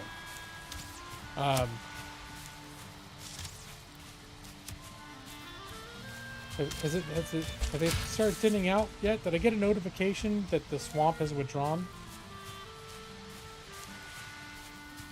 Just put up a turret. There you go. But the real reason, the suggestion, why don't you just fight them, is if I have to fight more than one of those guys one-on-one, I usually end up dead. And I will admit, that is a sign of perhaps that I'm not the most skilled player. But that has been my experience. Now this guy, I don't have to worry about it. The arrow guys I don't worry about. It's the melee dudes. They hit hard. They'll take like a third or half of my health out with one hit sometimes. Your home has a giant moat around it. Well, I don't even know if I want this to be my permanent home. And so that's another factor. Like, I've obviously built this up, but the point at which I'm making a mega home, where you're digging moats and doing shit like that, it's like I never was like, this is the spot where I want to put my roots, and it just sort of kept growing because it was easier because more of my shit was here. But like I said, built onto a hillside, to me does not feel like the optimal place to make like, oh, this is my place. I'm gonna have my everything here, and it's gonna be where everything's my home base. But yeah, I know modes can work. Again, you see what I just went through. I ran in circles for 5 minutes. I'd say more or less that worked for me. Like, I'm fine. My house is fine. It wasn't the most dignified way of dealing with the situation, I'll grant you that. Now, I would say it would be nice to have built up in such a way that you get a notification that you're being invaded, and you just go, and keep crafting.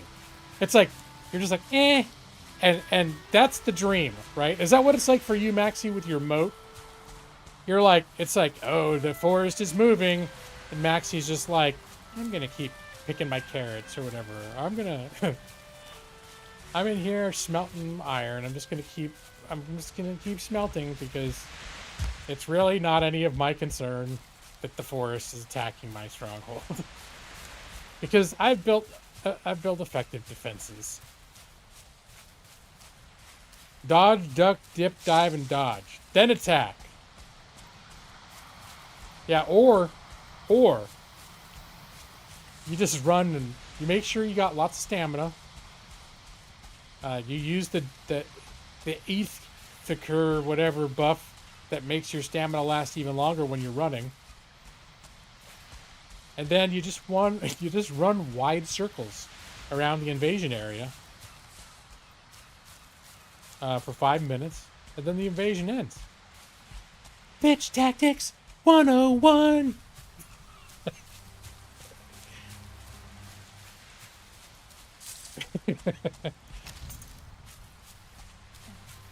See what you're saying? Dodge, duck, dip, dive, and dodge, then attack. Pretty much what would happen to me is my fingers would cramp up, I'd bungle it, and I'd be dead. That's sort of how that scenario plays out. Bitch tactics for the win. Just channel my inner Leroy Jenkins. Well, there are things that, now that I have armor and stronger weapons, that I Leroy Jenkins, that I used, that for the first 3 hours I was just running away from.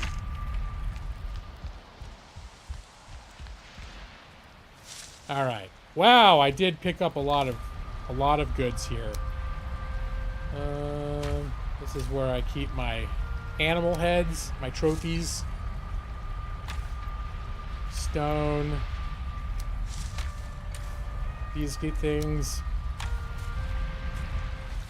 This is my... I probably need to expand all this at some point and make it's not very well organized, but it's like my real life. I know where everything is most of the time. Feathers, no, plants. Feathers go in this one. Plant byproducts go in here, except for sap. They get their own things. You get a lot of sap. Fruits go in here. Raw meats go in here. Wood goes over here. Sap goes up here. Weird monster bits, like this excrement or whatever it is, it goes in here.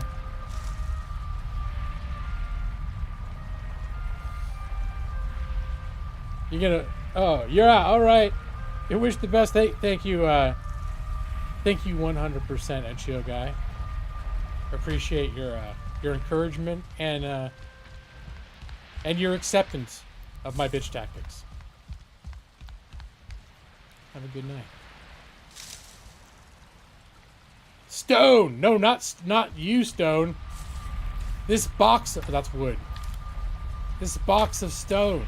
Stone.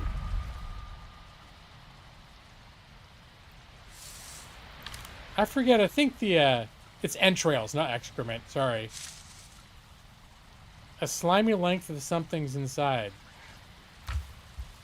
It's used for something. I can't remember what it's used for now. And that's one of the things...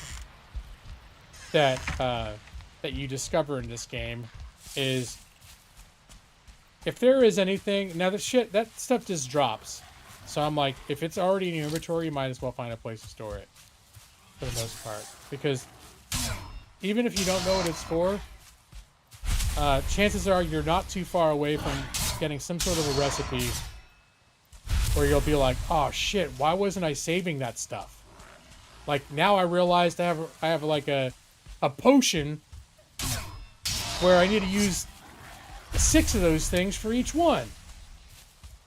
And I just left those things strewn all over the swamp, so I thought they were bullshit. So, yeah, it ends up encouraging somewhat hoarder tendencies, which is not uncommon in games of this genre. A little repairs. There's metal repairs and regular workstation repairs. Oh, I still got more shit. Wood. Stone.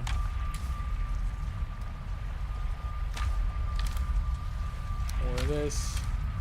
Or that. You know what, I'm gonna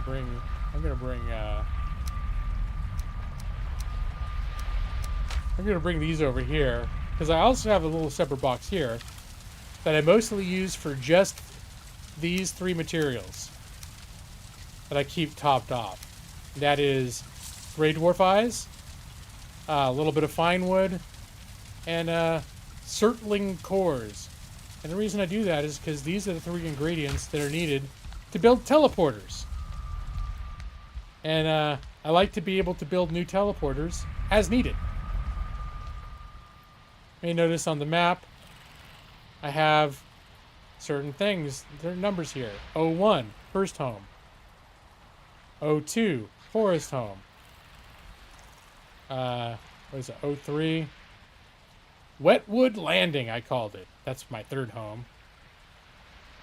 And the way things work is you make 2 teleporters, and you assign it a number. So the portal tag for this one is 01. What so happened when I placed the portal in my first home, I also set the portal, you can set it to whatever you want, but it can only be linked to one other portal and you have to tag it the same. So this is how I remember that the portal here is 01. The home portal, technically, this one's going to be 02. The home portal up there is going to be 03. And so if I ever, that's how I keep track of what numbers lead to which places. And as long as you can make more portals and not run out of numbers, which is literally impossible, you can create incredibly complex, teleportation networks.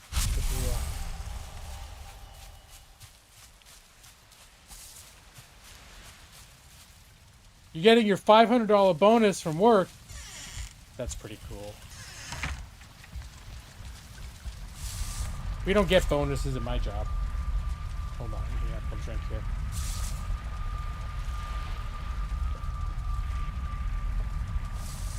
Or maybe we get like a...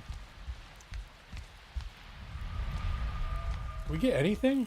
$40 gift card? I know we've done like holiday trivia and I've won $100 before, but that was just random. If you move up into middle management at my job, then you get some sort of a bonus scheme. But they don't respect your time at all. That's where it's like hourly. Those people are making less than I am. So if you calculate how much, once they go off of hourly, because I'm paid by the hour, baby. When they go salary, suddenly my company is a lot less. Right now it's like, oh, you want to work over 40 hours? Or you have to ask permission. And then you're like, can I work over 40 hours? And like, no! It's too expensive for us. Go home. All right. Well, if I have to go home, and that's sort of how I'm at this point in my life, like, I could barely handle working more than 40 hours. I used to be able to work a lot more, a lot longer and harder than, but at this point in my life, I do not want to work like a 50 or 60 hour week. unless it's an emergency, right? If there's like, if it's push comes to shove and it really is a real compelling reason, or I've obligated myself something that absolutely has to get done, I'll do it, right? But I don't want to be someone like that just as a career, their routine sort of career habit is working 50 to 60, 70 hour weeks. I've never wanted to be that person. I think there was a few years where my regular work week was 50 hours. And that was when I was in my 20s. And that was a little much. I won't lie. But, you know, I still did it, but it was kind of like more than I wanted to be working. Then there was a point in law school where, you know, you hear, oh, when you first come out of law school, you may end up working 60, 70 hours a week. Or I was sort of like, and that's in my mid-30s, I'm coming out of law school. Or I'm in law school, you know, approaching the end, thinking like, all right, well, I'm ready for it. I don't want to work that much, but I'm ready to do what I need to do to like get a foothold in the career. But we all know how that went, or maybe you don't. I graduated in 2009, like right when the housing crash bubble happened, and there was a huge recession. And law is like already competitive, so I spent a few years like really scratching and scrambling for any kind of work. And I was working, but I just wasn't doing law work. Like I don't know if you guys remembered, but when you first met me, I was living in this building where, for a few years, I wasn't doing it at the time that you guys met me, but I actually did fall back onto it for a little while, like in 2017, I think, 2017 to 2018, where I was doing like that homebrew doc review stuff that was like work from home stuff, but I was also working at the front desk of my apartment building getting rent credit, and so I'd bring my laptop and my doc review stuff to the front desk, because it was sort of like a hotel type of front desk situation, a 24-hour front desk person. And I was like, all right. So we get, you know, they didn't pay a lot. I think that was just minimum wage. And then they would deduct it straight from your rent. But I was doing that for a few years. That was like how I was contributing to the household budget, because you couldn't find work. Especially like a lot of people couldn't find work, but like the law profession was like extremely dried up. So, and then I had the fun experience of not passing the bar. The first bar exam I took in California had a 35% passage rate. It was a notoriously difficult session of the bar exam.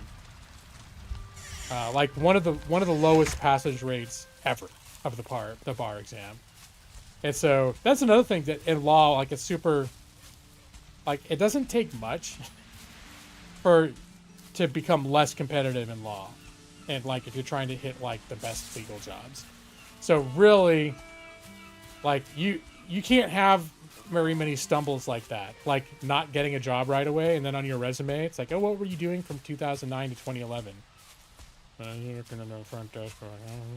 What was that? What were you doing? I hadn't passed the bar exam, and I was working at the front desk. So we'll just say that my exit from law school was started with a resounding falling flat on my face, which completely stopped my life's forward momentum. And by the time you guys met me, obviously I was like had some regular work going, but it was still pretty lean, man. I don't know if you remember that work I did. I got paid for the amount of work that I got, and that work was variable. And there were some weeks where there wasn't any, and then there were some weeks where there was a lot of it. But yeah, so when I started my channel, it was very much like I never wanted my channel to be where I was sitting there like donate, subscribe, blah blah, all this stuff. And maybe I should have been a little more like that, like if I wanted to treat it more seriously, but I really didn't. I didn't want my channel to be about like me trying to make it a job. But yeah, at that point it was like every $2 donation was like, oh my god, thank you so much. Like I would be so like make such a big deal about it, but it was like it really was a big fucking deal. That person just gave me $5. Holy shit! Now I can get coffee in the morning.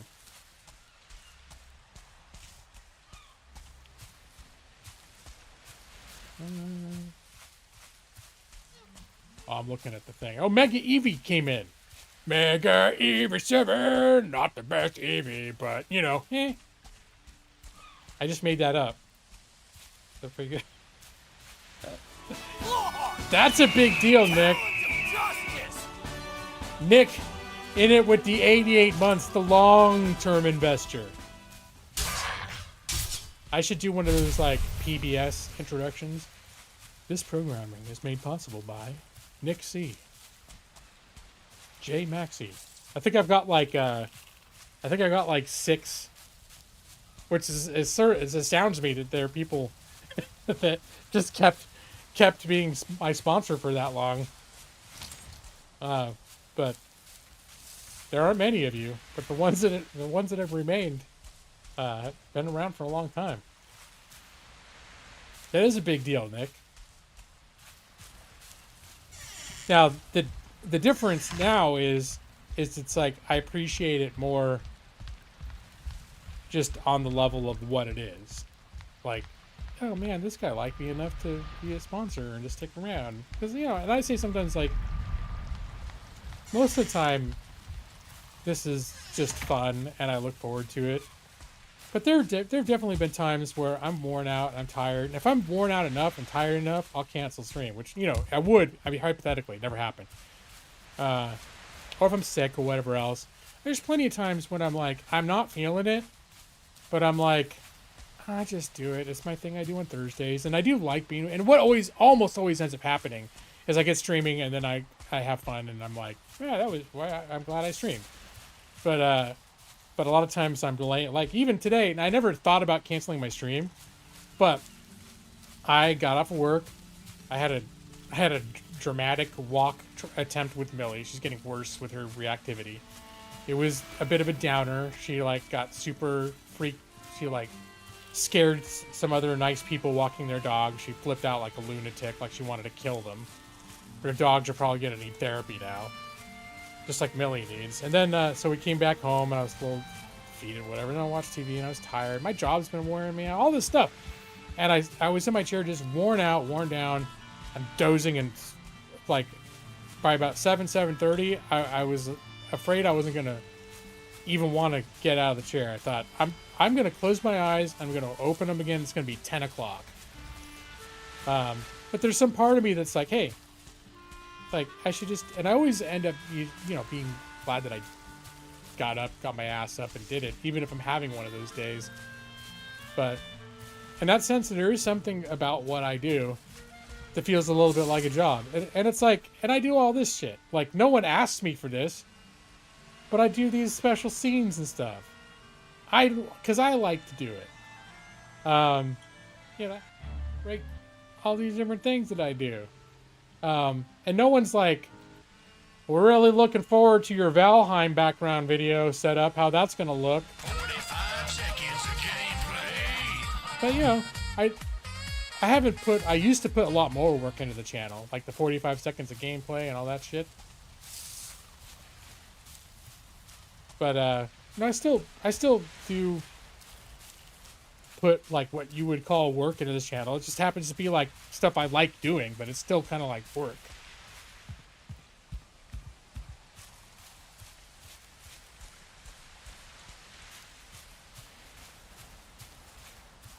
Well, I wouldn't say I put a lot of work into my streams. Right now, I'm still running in circles around my house. I'm doing invasion drills.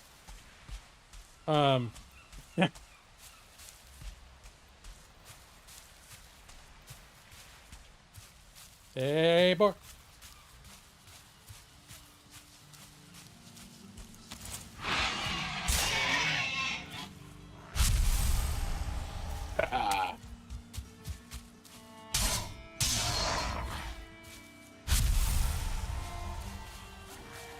So all that's to say is, like, it's, you know, because I said this a few times, it's a little weird what you do as a streamer. I put on live streams, and then people come every week. Not a ton of people, but you know, consistently. And they watch me play video games. First, they watch me talk about random shit for an hour. Blah, blah, blah. I had a cold this week. Blah, blah, blah, blah, blah. My dog bit me. Blah, blah, blah. And then I play games for a few hours. It's a weird thing. If I think about it, to do. I had people in my real life, especially people that are like maybe in the generation older than me, that like stopped by to check out like what I was doing, and were like, "Well, I'm glad you're enjoying that, but I don't get it. Like, I don't get what you're doing, or like why people are there." I'm like, well, yeah, thing. But and sometimes when I think about, oh, people, I have a small but steady stream of money coming in from doing this. That's weird. Nick's been giving me a little chunk of money every month for like 8 years, dude. Is it 8, 12, 80? Yeah, around around 8 years, right? Most of the generation older than you, not quite, but it's about a 50-50. Now, I think it was my mom at one point, like, looked at what I was doing and was like, I don't get it. I don't get what you're doing. Like, well, yeah, that's right. You don't have to. Sometimes when I think about it, I don't get it either. But I enjoy it, so I keep doing it. It's very important you stream once a week, so I can tell you that I'm only mildly interested in the game you're playing. I appreciate that, Nick. But you know what? There's something endearing to me about the fact that whatever I play, you know, I get the same. There's probably a rotating cast of about 20 people that come and go through my streams. Maybe 20 to 50 people. There's, you know, between 5 and 10 of you here at any given moment. And whatever I play, you know, especially for the people who are here like just about every time for good portions of the stream. Any given game, a couple of you might really like it, and the rest are indifferent. A couple of people don't like it at all. Or no one likes it, except for Evie. Evie keeps pretty even keel. I think Evie's generally like, yeah, that was okay. And then like once in a while, I know she's not super into a game I'm playing, but she doesn't go like, oh, this shit again? She's cool about it.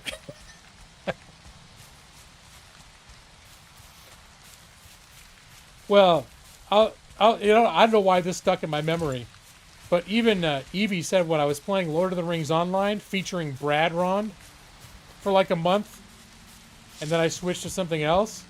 That was the first time I heard a hint that maybe Evie wasn't head over heels about something I was playing. She was like, yeah, it was getting to be a bit much with the Lord of the Rings Online.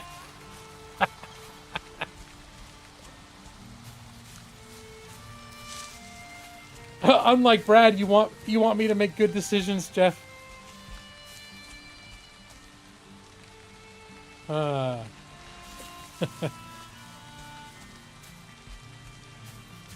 Moms love being condescending.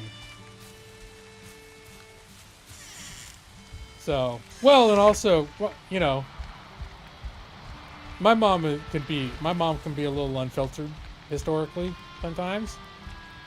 So, I doubt she probably meant to be like, or maybe she did. Who knows? Depending on what her mood was. But I get the sense she was really looking at what I was doing, going, what's the point? And not necessarily in a you're an idiot type of way, but like, what's the point? So, because I think she got involved with my channel, like watching my channel. I don't know if you guys remember this, but I did a series back in 2016 when I was sort of taking a break from streaming. I think and I was still doing VODs, and I did a full playthrough of a Sherlock Holmes, like a Sherlock Holmes game, which was pretty decent. It's a pretty decent game. I don't know if it was the best game to put on a channel, but I was my like sort of impetus for the thing. What started me on that was I was like, I wonder if there are any games my mom would like to watch. My mom's in all like the mysteries and shit like that. And then I saw like this new Sherlock Holmes game had just come out, and I was like, oh well, maybe I could put something on my channel that my mom would like. And so I made a few episodes, and it was leading into Mother's Day. I made a few episodes, and then I scheduled it to like launch on Mother's Day.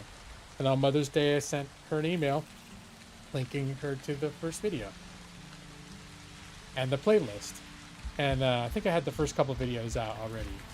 And even though she didn't get what I was doing, probably in her heart of hearts, I think she really liked that I did that. She seemed to really like that I had done that, like, for her. And so she watched all of them. But it was some point after that, when it was over. She actually got a little sad when it was over. She was like, oh, you finished the game. Oh, it was a little, yeah, it's a little sad. And I was like, well, they're still, you know, on the internet forever. So they're still there now. It's 10 years later, and still, you can still watch them. Your mom, my mom told you that she didn't like it?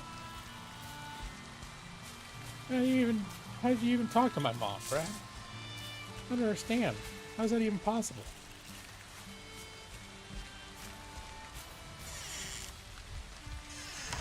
Anyways. All that is to say, this is all a big tangent for me saying how much I appreciate how long Nick has been a sponsor since he did the flex. Because I don't really get it either what I do, and sometimes it seems weird that people give me money. And it's not like I got a couple thousand subs, right? But it's not like I get traffic in here like someone with a couple thousand subs. That was like I was getting some like plugged into the streamer community on YouTube for a little while, and that's when that happened. But I just sort of, you know, with you guys, that's why I keep doing it. I might not grow a channel or anything else at this point, but you know, it's like sort of weird thinking about it in terms of like, oh, I'm an internet celebrity. I don't know, but then it is weird. Then I'm like, well, they're my friends, but they all sit around and watch me play a thing. That's weird. Like, is that what? And then someone would give me money. Is that okay? Should I be weirded out by this whole situation? Like what I'm doing and what you guys are doing? That's best not to think too much about it. And I make EB7. Oh, look at that dramatic disappearance. Throws a smoke bomb and despises what? Despises into smoke? I think he must have got auto-corrected on that one. Unless he doesn't know what despise means. Maybe disperses? Despises into smoke, saying goodbye and good night, echoing into the ether. All very mysterious, that Mega UP7. Jeff, worst Mother's Day present ever? Maybe. I don't know. It was the ultimate, it's the thought that counts present. Although it could also be like a bitch present, where you're like, oh, you're going to produce 30 hours of video that I have to watch for Mother's Day? Thanks. Love it. Loving it. Thank you. So thoughtful. I'm looking forward to such a great treat for me. It's funny, I actually was going to do the same thing for my dad. But when I tested the waters with my dad was completely disinterested in my YouTube channel. Like, he wouldn't even talk about it, what I did. I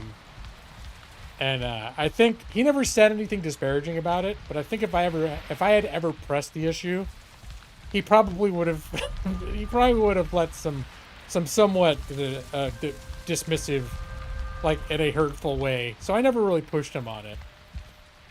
But he was super into World War II, and what was that game? It felt a little like Band of Brothers, where you control squads. It's sort of tactical. It really felt almost just like the show Band of Brothers, like that same kind of music and presentation. And I was like, and he loved that show Band of Brothers. So I thought about like putting a series together for him for Father's Day. But then I tested the waters.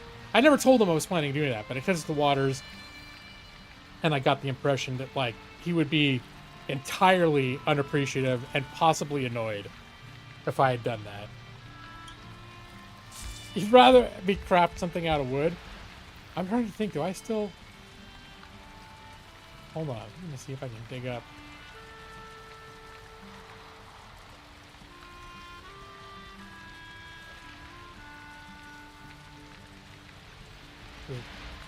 Oh.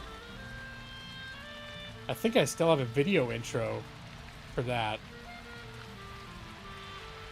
It's a little sad. It's one of those things where after the fact, I'm like, oh, I did these things for my dad and he never knew it and now he's dead. And I'm a little sad. But I still think in retrospect, like, he would not have appreciated it. And it would have been an awkward thing. I can't even remember what the hell that game is called. Any of you guys know what game I'm talking about? It's a World War II game where you can take control of like 3 guys. It feels like a first-person shooter, but you're like controlling 3 guys, and it's a little bit like real-time strategy-ish. It's not like an RTS exactly. I think you still play it from like a first-person perspective. Got so many damn...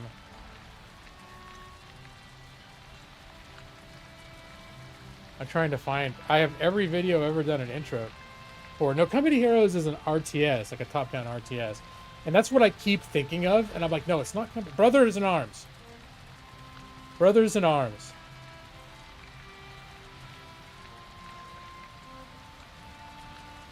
Let me see. I'm gonna dim the audio on this.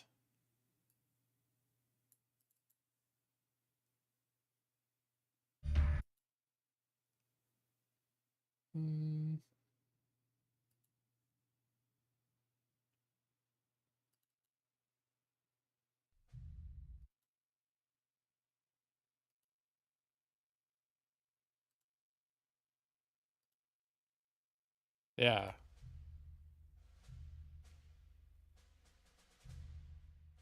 Is there volume on this?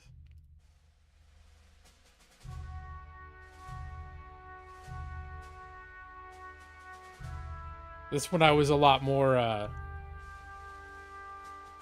thought I was being clever with all my titles, doing animated titles and stuff. Later, I think I realized this looked like a very amateurish bullshit, so I stopped doing that stuff. But the first year of my channel, I had all sorts of super flashy graphics like this.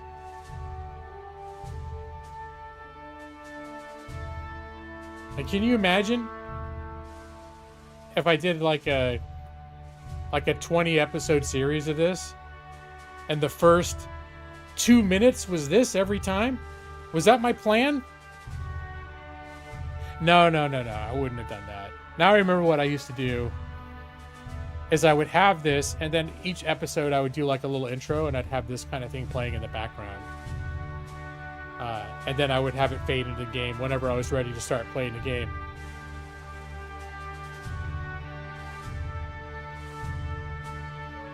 Even though I'm blind and know nothing of fonts, I don't know. Well, the Lawyer Plays font was always the same one that I used for everything, I think. For my Let's Plays back then.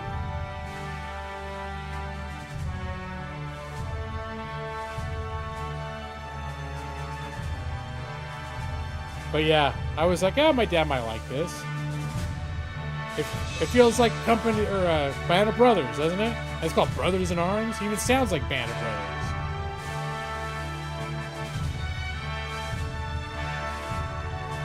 I never really did play this game. I never got more than like the first like level into it.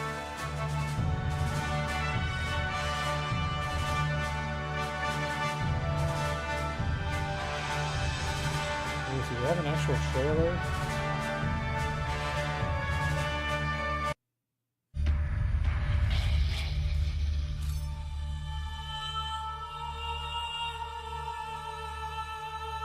I've spent 8 days here. 8 days commanding a squad I wasn't ready to lead. 8 days watching my men, my family, kill. Be killed. 8 days wishing it would stop. Relive the 502nd Parachute Regiment's historic drop into Normandy. And the remarkable story of the fearless squad leader. Quick, get over there! Who must command his elite team of paratroopers. Form up! You're with me! And overcome insurmountable odds. Keep up the fire! Experience the brutal reality of war. As a soldier on the front lines of history's greatest battle. Everywhere! Command the most decorated soldiers of their day. Get over there! Move to that position! As they begin an historic offensive from the sky and fight danger on all sides. Wire's connected!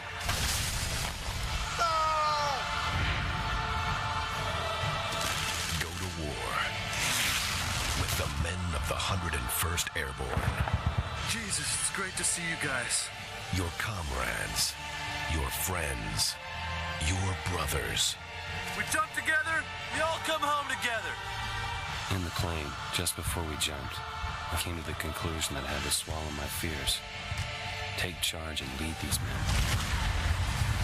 It seems fate has a dark sense of humor. I'm a man with hell standing between me and my men. No matter. Not even hell will stop me.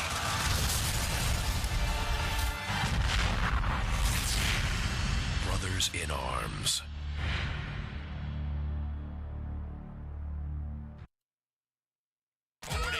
Seconds of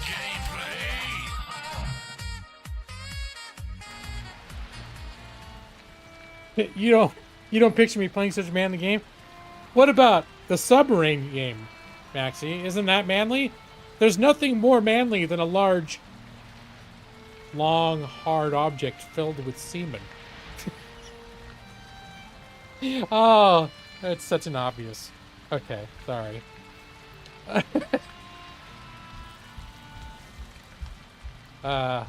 Yeah, I think I got that game like in 2005. It's old, and I got it on disc, and I played it a couple times, and it felt janky to control or hard, and I just remember dying and thinking like, oh, this is like maybe too hard or too fiddly or too something. But then when I was thinking about playing a game for my dad, I think I saw it on Steam for like 99 cents or something, and I was like, oh, and I picked it up. And I think I played it for just a few minutes. Like, that intro video I did is actually the opening of the game itself. That had my A Lawyer Plays thing on it that I captured in game, and then I didn't record any of the gameplay, but I played a little bit of it. I don't think I recorded any of the gameplay, did I? Now I'm curious. It's been so long. No. No, I didn't.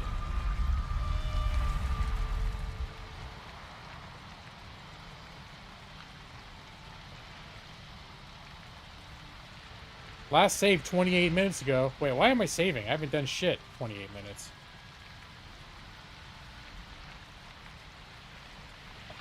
Alright, speaking of not doing shit. 2 hours into my stream and all I've done is run around in circles and bitch tactics.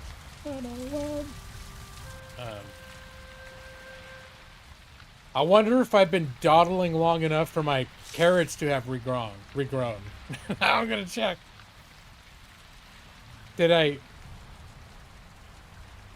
Did I dawdle through an entire crop cycle?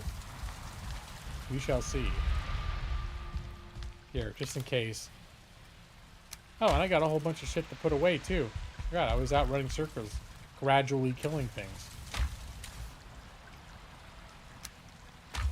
Oh, wait, fish? Yeah, fish in here.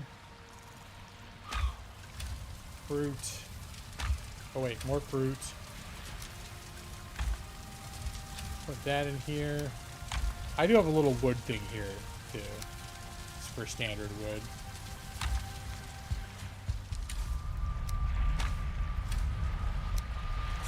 Oh, I forgot the whatever little lizard monster tails. There we go. And one of those dwarf heads. There, everything in its place. Epic gameplay. Yeah, I could sort of... Is that what maybe fits into what Maxie was saying? About he couldn't picture me playing such a manly game. I'm going from, like, World War II, surviving, and then whatever. To, I'm gonna go check on my carrots. Gotta go see how my carrots are doing. Now, do you suppose I walked around long enough for my carrots to grow? Nope. Not quite. Uh-oh. Oh, I did. They literally just, I think today, just spawned in. Well, might as well pick up some carrots. And harvest that honey.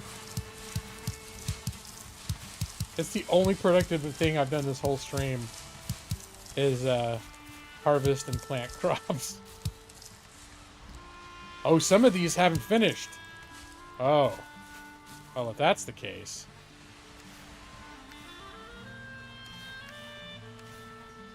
Here, I'm just gonna... Some of them are coming in. I should give it another day. But as long as I'm here... I harvested this corner over here. So we're just going to fill everything in that I just harvested with new carrot seeds.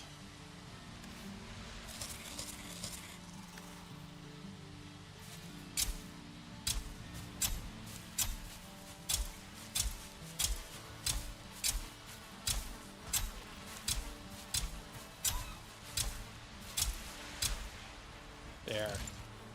Since only half the carrots is spawned in their final form, I think we're gonna leave it. I'm gonna leave it at that. You're just picking seeds, golf clap. It's all part of the process. There's no shame in it. If you're gonna be a farmer, you gotta pick some seeds from time to time. There's no shame in it.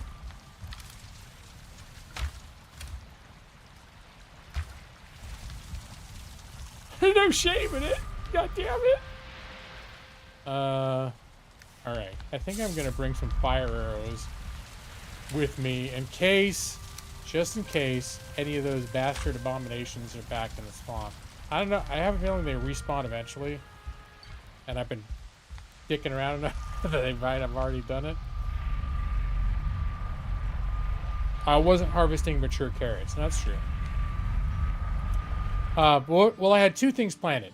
I had carrot seed plants and carrots. And I harvested... The carrot seed plants were themselves mature. Alright.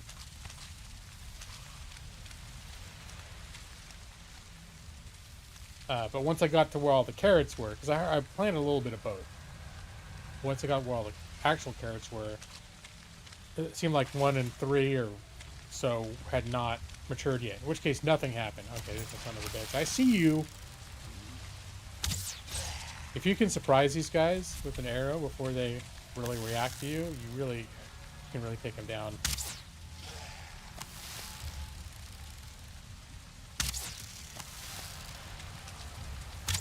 All right.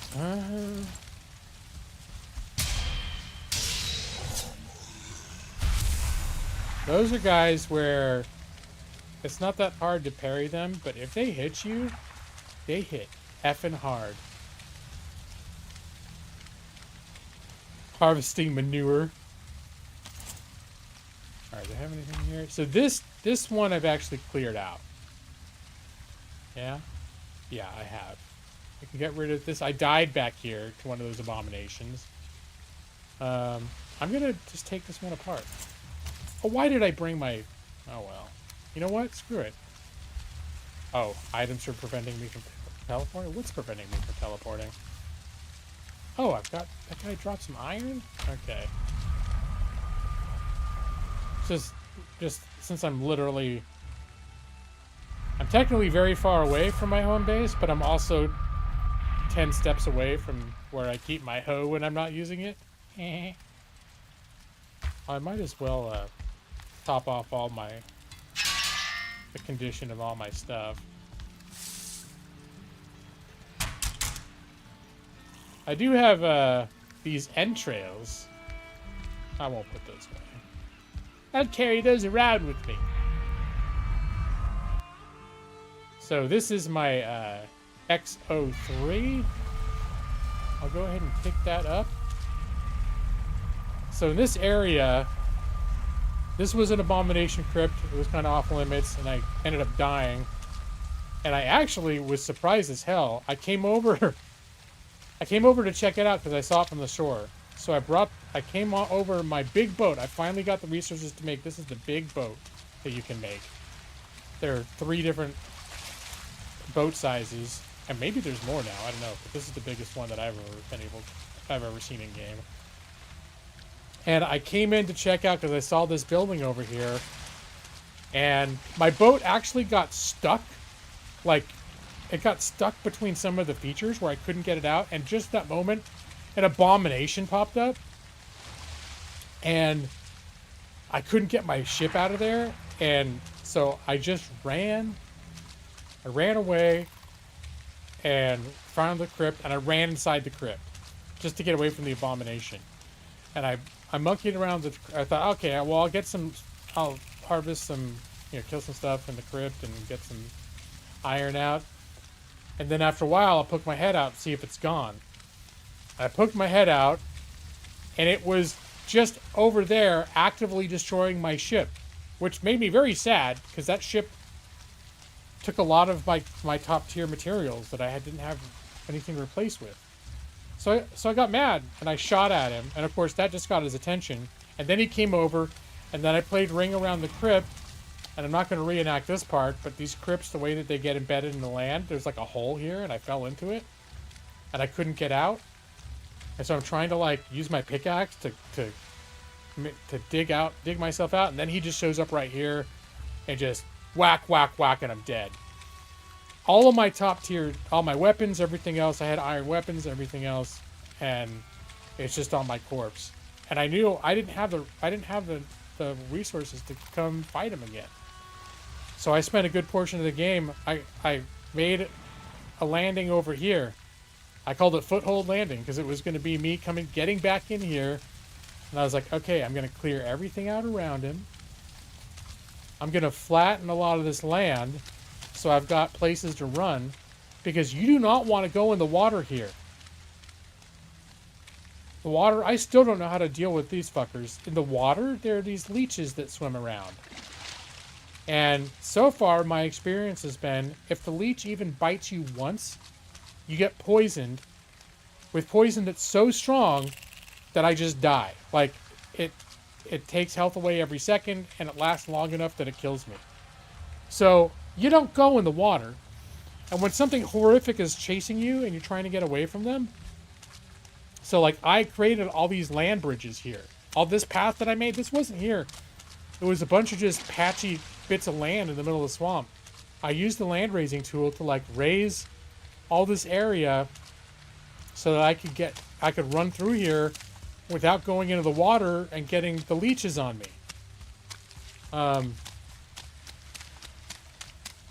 And then there was boss spawners or not boss spawners, but there were things over here that spawned bad guys. So I'm like, I'm going to get rid of that so that when I'm fighting the abomination, I'll have all these sort of safe areas to run to while I'm trying to kite him. It became a whole project that I built up to take him out so that I could reclaim all the valuables that were on my corpse, and eventually access the rest of the resources in that little crypt there, which I've done. This crypt I actually was able to get earlier. At that point, there was an abomination over there, which I had been avoiding.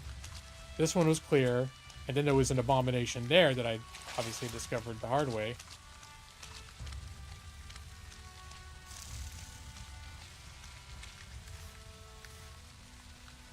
Did I pick up the... Wait, did I pick that up? Now it's time for me to focus a little bit on what I'm doing. Because I dropped that iron over here. In fact, I don't think there's a reason for me to be over here right now.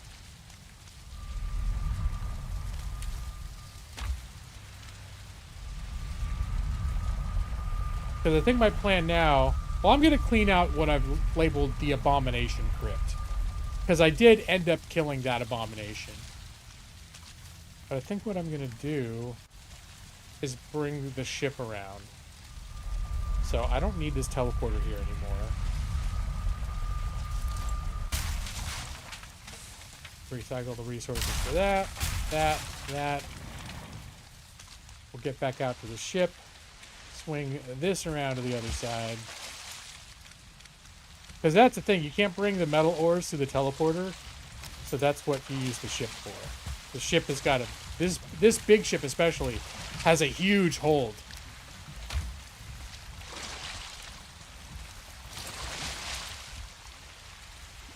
Alright.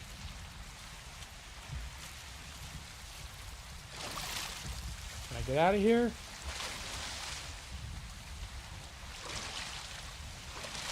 It's going to be a little tricky to get out of here. Alright, I think I know the plan. We're going to back out of here. Those fuckers, they can't get me here. But those fuckers, those are those leeches I was talking about. My boat can handle it.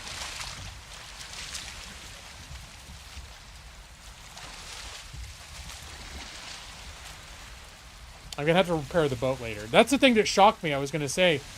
So, the Abomination was in the middle of beating up my boat, so I tried to stop it. And then it came and killed me. And I just assumed this boat was just dust. Like, it would have been just completely destroyed. And when I came back, like, 2 days later in real life, finally inched my way back to this location, the boat was still there. It was beat up, but it was still there.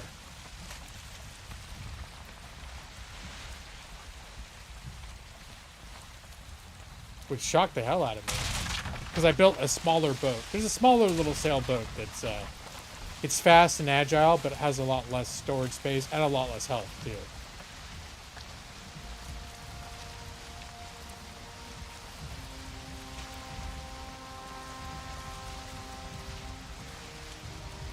I like the sailing music. I don't know what the volume is like for you guys. I never know anymore how the volume balance is. I've almost given up on it. Did this boat shock the Hawk? Did it? Wait, why would it have? I'm not understanding the reference. I mean, I know about... That's what I used to say when people subscribed to me. Uh-oh. Alright. There are... Oh, Lochner von Hawk. Yes.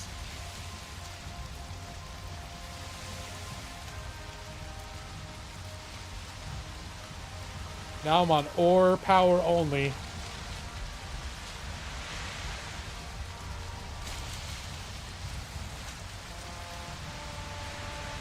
So this place over here, Foothold Landing, that's where I'm gonna land. Because I have another teleporter there.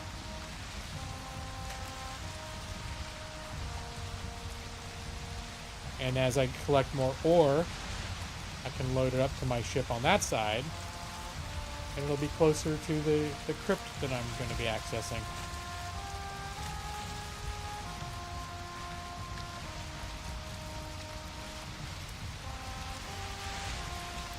Captain Lochner von Hawk. I was quite proud of coming up with that name.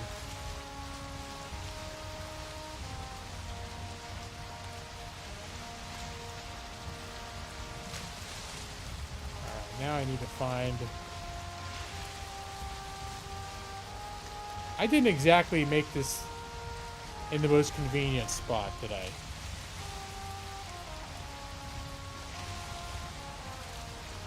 This coast is really, like, hard to approach sometimes. I think I can ease in there. I extended the land a little bit to make kind of a natural pier. I think I can just squeeze in there next to it. And then back out when I'm ready to leave.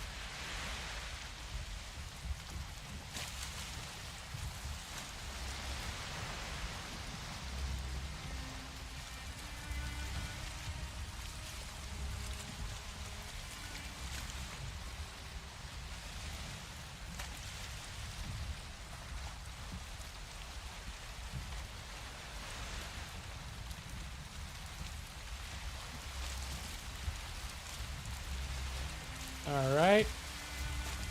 Stop, stop, stop, stop, stop. And loving it. Fuckers. I think they're not attacking my boat, they're just trying to get to me. Little assholes. Is this close enough to be repaired? Yes. So if you repair your ship, you can only do it when it's within the radius of your crafting station. Crafting station creates a radius around which you can build and do other things, and one of those is repairing things. Can only be done within the radius of an active, and this is like just right within that radius. I think you can see. You see the radius? I think if I try to build something, you can see it. Yeah.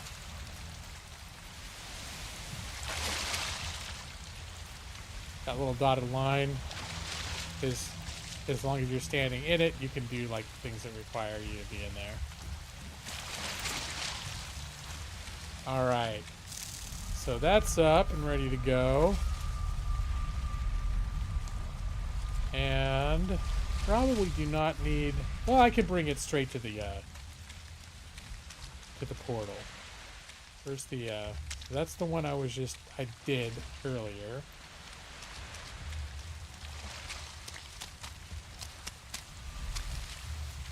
How do I get to the,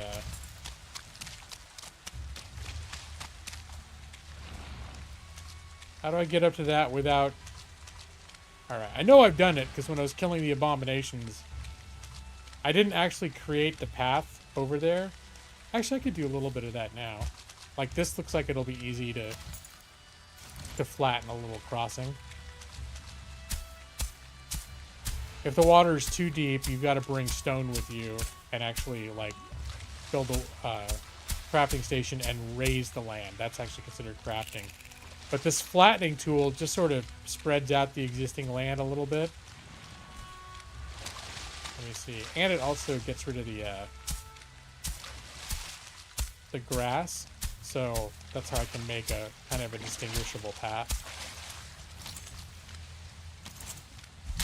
I'm pretty sure you downloaded a mod on your previous play that allowed you to go through portals. Maybe that's why I thought that existed. That was like Nick's first thing when he saw I was playing this was like, did they let you go through portals yet with your ores? And I was like, I think there's a mod for that. Maybe I heard that from you. Because I know I've never looked into it. But, you know, you're talking about a guy that plays a game like Skyrim and adds mods to it to make it so you can starve to death, right? So, clearly, I have ways that I like my games to be that other people don't like their games to be. Alright, it's getting too dark over here. That's the place over there where I'm going to be. I could probably just finish my...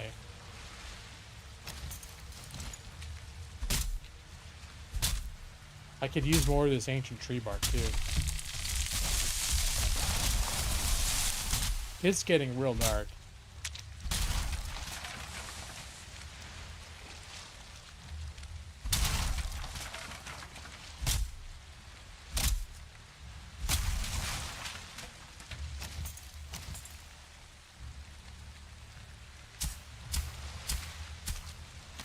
Like I can barely see dark.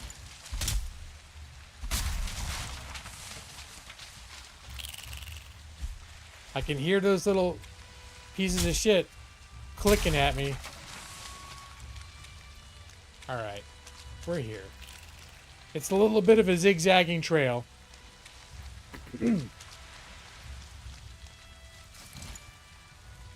Let's see. And I can barely see shit, but let's put down crafting bench, a chest, and I saw the materials from the last portal. We'll make this X03, which is one of my, what I consider my travel series that I have items for. And now we'll just pop back home.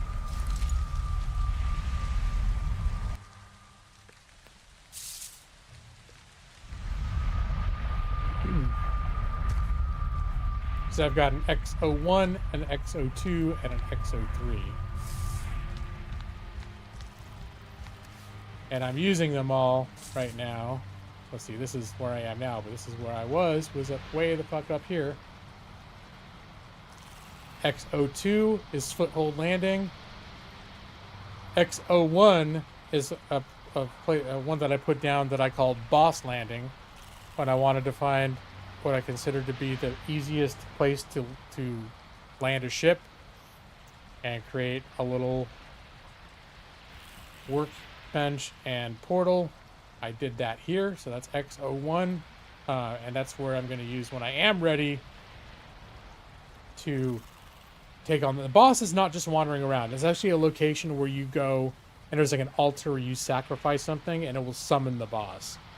And when I do that, I'm gonna presumably use this is my link back to my base of operations, from which I will launch my assault on Bone Mass, because what I expect will happen is that I will die several times fighting Bone Mass.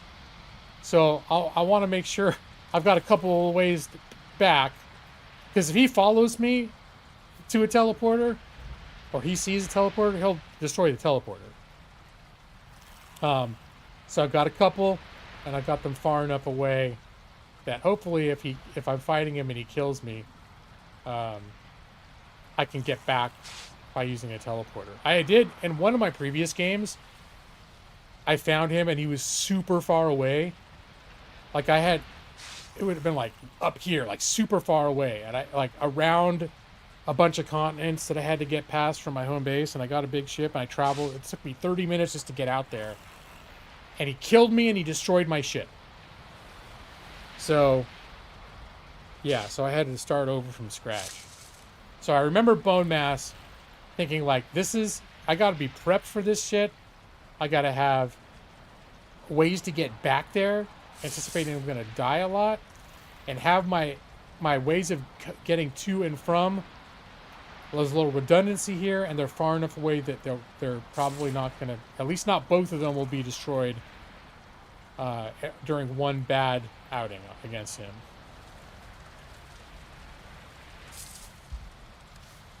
All right. Oh, I hear monsters outside. I hear you out there.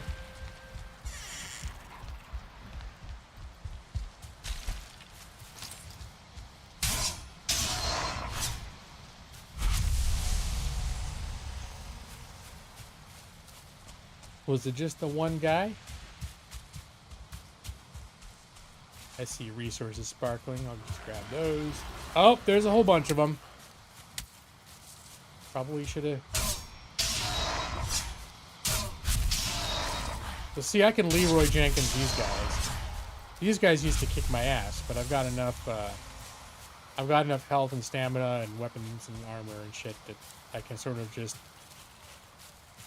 run into them and spam attacks, and they get staggered because they're weak compared to me now, compared to my weapons. Good times.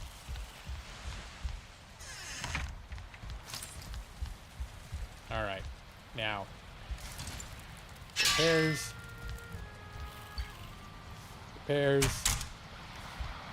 Time to put away all my shit.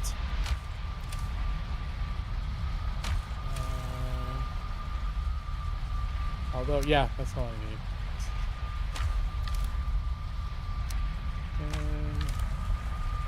And there's another monster face.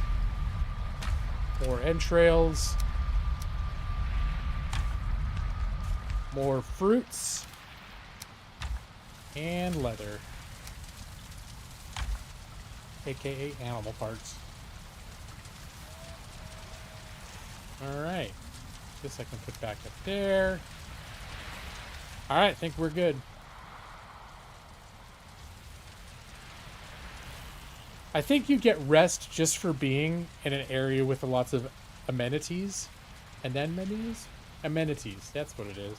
What are those fat sea creatures? I can't remember what they're called. Whenever say amenities, is it anemones? I forget what they're called now, but you know what I'm talking about. They live off the coast of Florida. It sounds like amenities. I'm getting all lost in my words now. You ever get to like a moment where the words have no meaning? They just sound like weird syllables. See, amenities. No, that's not it. Amenity. Anemones. Anemones. Oh my God, son of a bitch. I'm gonna give up. I'm done. Oh, I should top off on my food. You could have helped, but you don't want to. That's fine.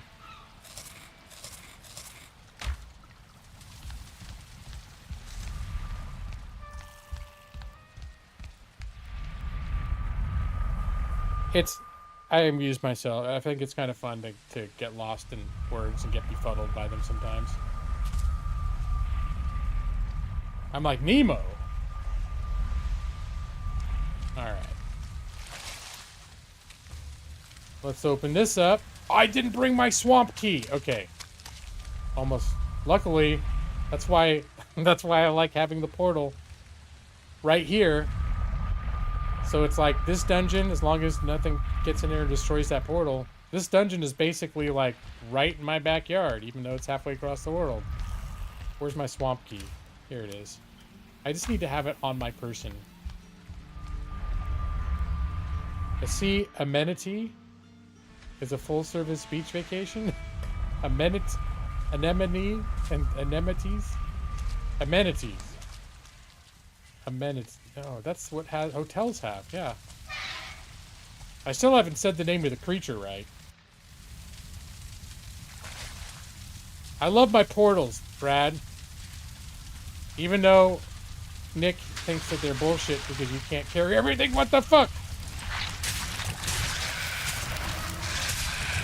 Alright, those guys all just poisoned me. They didn't poison me very strong. And, I was going to say the poison's real strong, but this, and a lot of things in the swamp have poison, but the armor set for this, this kind of weird, ranchy armor, has poison resistance, so, you can only get the materials for that from killing abominations. Alright. It's an enemy, not an anemone. So these crypt things, whatever they are, their doorways are all plugged up with these muddy scrap piles, and mining the muddy scrap piles is where you get iron ore. You get scrap iron that you melt down into like iron ingots.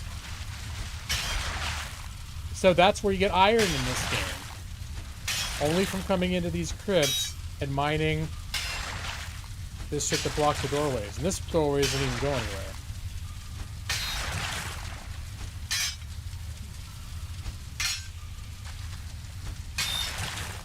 Anemone. Anemone. Yeah. Where did you do that? No. Right. I hear monsters behind some of these. And I found one of my special bitch tactics is if I'm very careful and I only open up a little sliver. Oh, this one doesn't lead anywhere either. It's like hard stone. But if I can break through one of these doors by just cutting out a little sliver on the right side, then if there are any monsters back there, I can bitch tactic them, just like shoot them through the opening when they can't get through.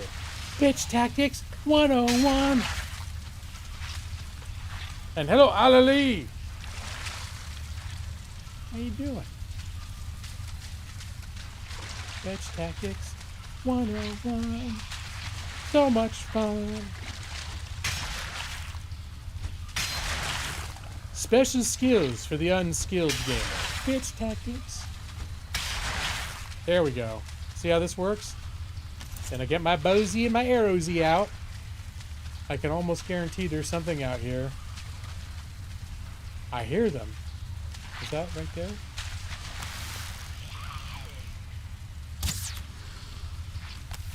Oh, I don't know if that's... But there's something in there. They just need to be made aware that I'm here. Hey, come get me! I'm over here! Maybe they're not in this room.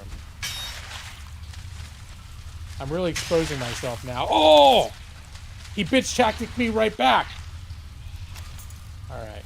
Time. It's go time.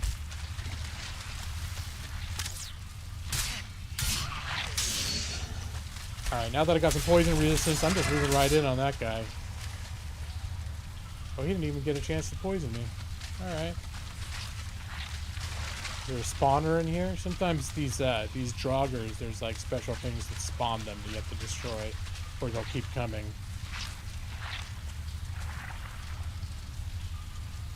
You did the same? Oh wow, you came to that on your own? Yep. Kindred spirits. Bitch tactics. Someone came in earlier, I think probably just found this stream because they like Valheim. Clearly had a lot of experience with Valheim and was good at it. And they're like, well, why don't you just go? Like, I was getting my base getting invaded and whatever. And he's like, you just do this and this and this, kill them and stuff. And I'm like, yeah, that's the thing that would make sense if I was any good at the game. But instead, bitch tactics. I saw one of those fuckers.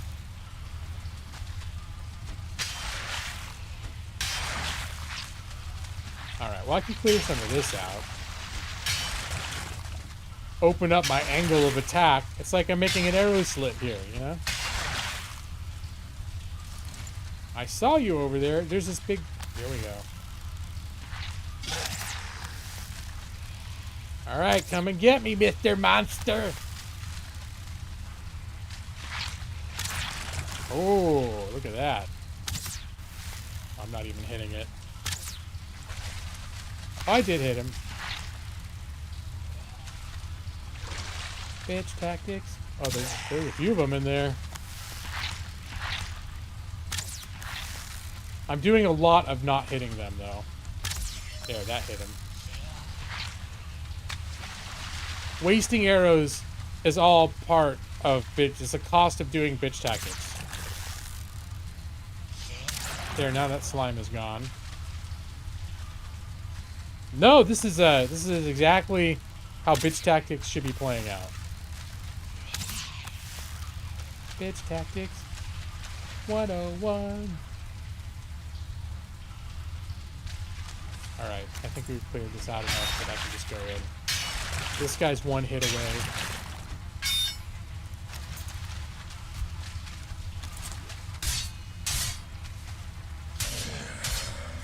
There's a spawner.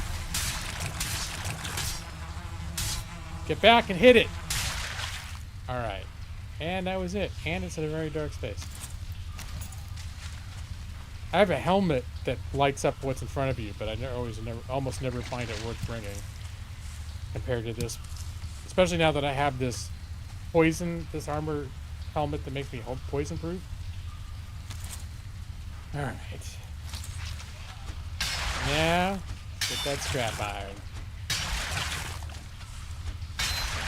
See, you may say I'm doing a terrible job, Brad, but look what's happened. I'm not dead. Monsters are. And I'm getting all the scrap iron. Sometimes it's not pretty seeing how the sausage gets made. But it's a tasty sausage nonetheless. Speaking of not playing manly games, I'm carrying too much.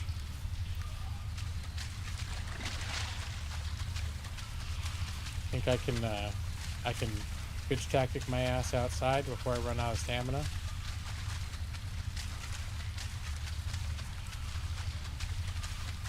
Oh, I don't think I can jump. Can I? Oh, I can't jump. Alright. This is what's going to happen. I'm going to drop one of those right by the front door. And then we're going to go unload some stuff. At here. This is, see? This is where it all comes together. I got a place to put the iron.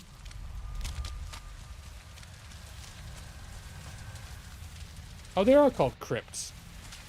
Well, I was like, I thought crypts was just a term I came up with, and I'm like, oh wait, they are literally called sunken crypts. I don't know how I came up with the term crypt, it just came to me. Alright. Put the rest of that iron in there. Are there any bloods in this game? What do you mean? I mean, I think I literally have like a pouch of blood I got from something. It's right here in my box of weird monster bits. Blood bag. Contents of a leech.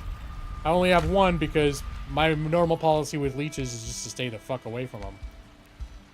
Referring to the famous gang? Oh, the Crips and the Bloods. Oh, homie, yes. Okay. That makes sense. Ha ha, I laugh because I have a humor. Ha ha. I have a human sense of humor and I know humor. That's not me making fun of you, that's me making fun of me. Humor activated. Ha ha. I'm hip, I get it. Oh yeah, this is where I was putting chains. Oh no, Maxie, no, I didn't make fun of you. I didn't. Maxie, how could I convince you? It was just a bit of self-deprecating humor. Wait, is a blob trophy a new thing? Yeah, I never got a blob trophy. Actually, my special trophies thing is full. Oh shit. Oh wait, I think I already have one. I'll put my blob trophy in here. Next to my excess deer trophies. But I didn't realize I already had a Draugr Elite head trophy stack going in here.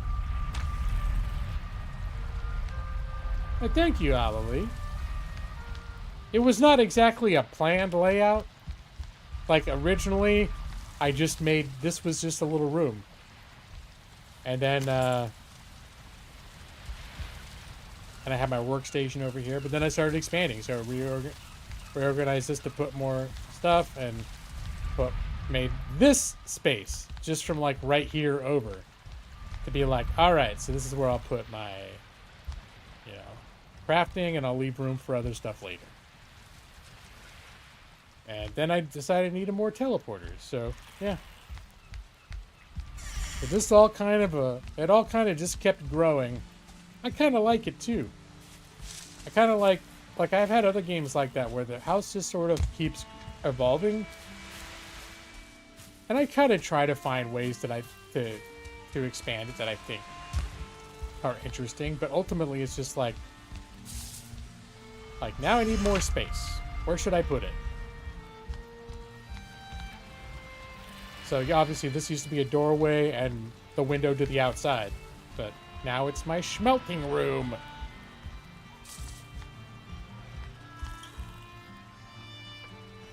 I did a teardrop tap by my eye. This for my lost homies.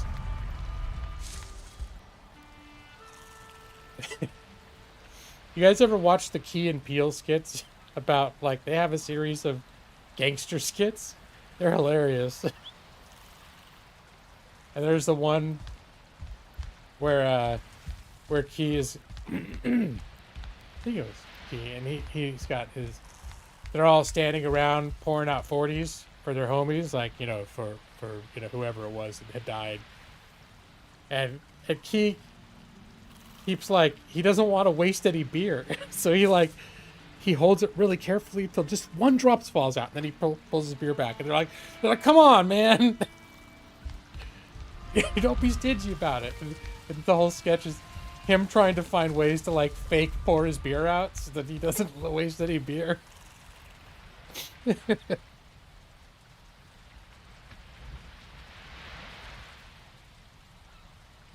Yeah, they're some. I never knew them when they were doing their show. I discovered them after. It was because my friend since, you know, elementary school, who lives in San Diego, I think when we were still living in LA, and we'd go down to their place for, like, gaming weekends, and there was usually a time, like, when it started getting later, we'd all just go and, like, crash and, like, hang out in the living room and just watch random videos and stuff. And he was a big Key and Peele fan, and so he would find just videos like, ever heard of this? And I'd be like, no. And he'd show me, like, we'd go down a little rabbit hole, and that's how I discovered Key and Peele. So it's like, after the fact, I, like, watched, they have so much stuff on YouTube, like, so many of their videos, and I've watched, like, just about everything that they've posted to YouTube. I haven't looked at it yet. Red Letter Media? Are you talking about Red Letter Media? Or I know Red Letter Media just released a video called Gremlins 3 Pitch. So wait, no, Gremlins 2 Pitch by Key and Peele? I don't think I did see that. If that's what you're saying, that's a thing. Because funny, the first thing I thought was, oh, I literally just the other day saw a video for like popped up for Red Letter Media doing and I think what for them it's like literally them pitching what would a Gremlins 3 movie be about. It's the sort of shit that they do. Okay, what am I doing? I am putting away the leather. And I am going to repair my stuff.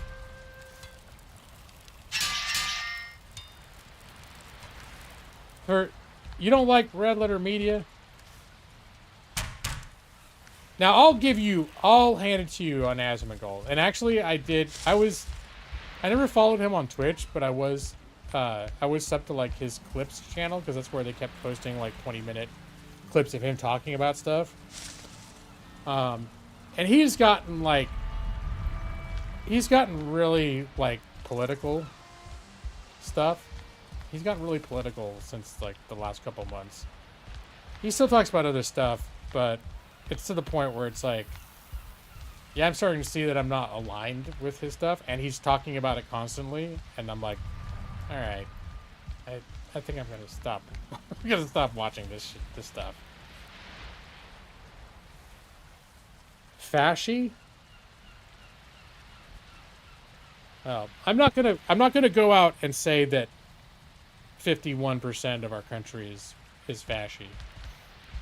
I'm not gonna talk politics in those terms. That if someone supports the other side, that's, you know, that's a funny thing is one reason why I've been attracted to games like Valheim is that I can have videos on my second monitor.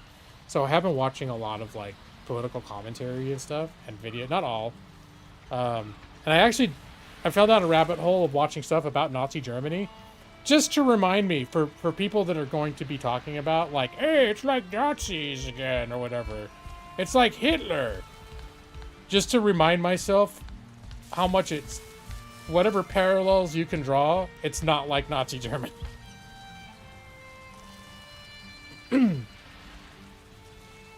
Yeah, I go through phases with Red Letter Media where I watch a lot of their stuff. I like Red Letter Media. And they're pretty big. A lot of people like them. So I think that's just a matter of taste. I think Brad has sometimes the sense that he has sussed out the objective value of any given piece of entertainment or media, and that there is a right and a wrong thing. And sometimes there are arguments being made about why something is good or bad, or that person's a piece of shit, or whatever it is. I'm not saying that everything is on equal footing, but, you know. I don't think red letter media, it's like, well, those guys are kid diddlers or something. It's like, no, it's just, if you don't like them, it's just you don't like the style of their content.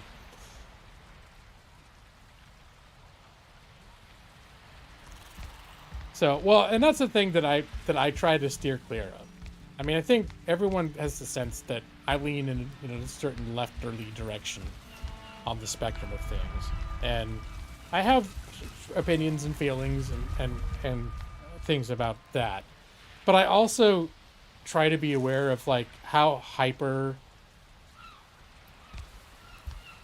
politicized everything is, and you know, my inclination is to be like, well, the other side does it worse than I do, blah, blah, blah, blah, blah. But it's like, at the same time, it's like, I need to also check myself. You know, like, let's not do that, right? But at the same time, like, there are things that I am concerned about, politically, that make me very uncomfortable. But I don't think it's necessarily like, yeah, it's like I think, but that's the thing, everyone thinks this. If you have a side, you think you're on the right one. And I don't think it's like, yeah, both sides do it exactly the same. There's no difference between them. It's like, our media engages in a lot of the same, like, oh my God, Nazi Hitler, blah, blah, blah. And then, you know, the other side, oh my God, secret conspiracy, the deep state, everything's a conspiracy, which I'm like, that's not, I doubt it. So, you know, I think sometimes it's possible that some people are just, I'm not going to say names, but some people are maybe just in some ways a piece of shit. Some people, say with asterisks, are maybe in some ways just a piece of shit. And then not everything they do is great. And if you disagree with them, it doesn't mean you're a deep state lib extremist, right? So it's like, there's a lot of rhetoric that gets thrown around that I'm like, oh my God. And I think on the left, it's one of the things, all the constant comparisons to like Nazi Germany, and you can look at certain things. Well, Hitler did this and Hitler did that too. You can definitely find parallels, not just with like Trump, but you know, and people were doing that with Biden too. But I think there's a little more authoritarian shit. I mean, I think that's the selling point for. I'm getting into it, aren't I? There's a selling point for Trump. Is people like the fact that, like, oh, this fucker doesn't give a shit about the rules. He's just gonna bust in there and like fix it. But then it's like I keep trying to think, okay, well, FDR kind of is anything, but FDR's intentions were like more like he really wanted to fix it, and that's different here. But then somebody like, well, he does want to fix it. I'm like, no, I don't think he. But whatever. There's a lot of like, it's just a confusing space to be in. Right. But if you really, like, I ended up falling down like a Holocaust rabbit hole of video documentaries and materials about the Holocaust last weekend. Not the whole weekend, but like, you know, once you watch something like that, it just like keeps feeding you more. That's how the algorithms work. And that's when I was like, you know, as hyperbolic as our rhetoric can be on both sides, there's no rhetoric that is on the verge of looking like what Nazi Germany looked like in the 30s.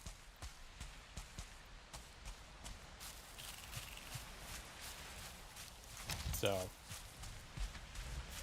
but I think for me, a lot of it is just like, yeah, I'm freaking the fuck out by a lot of this stuff. And depending on what side you're on, you might be like, whoa, this is some awesome shit that's going on.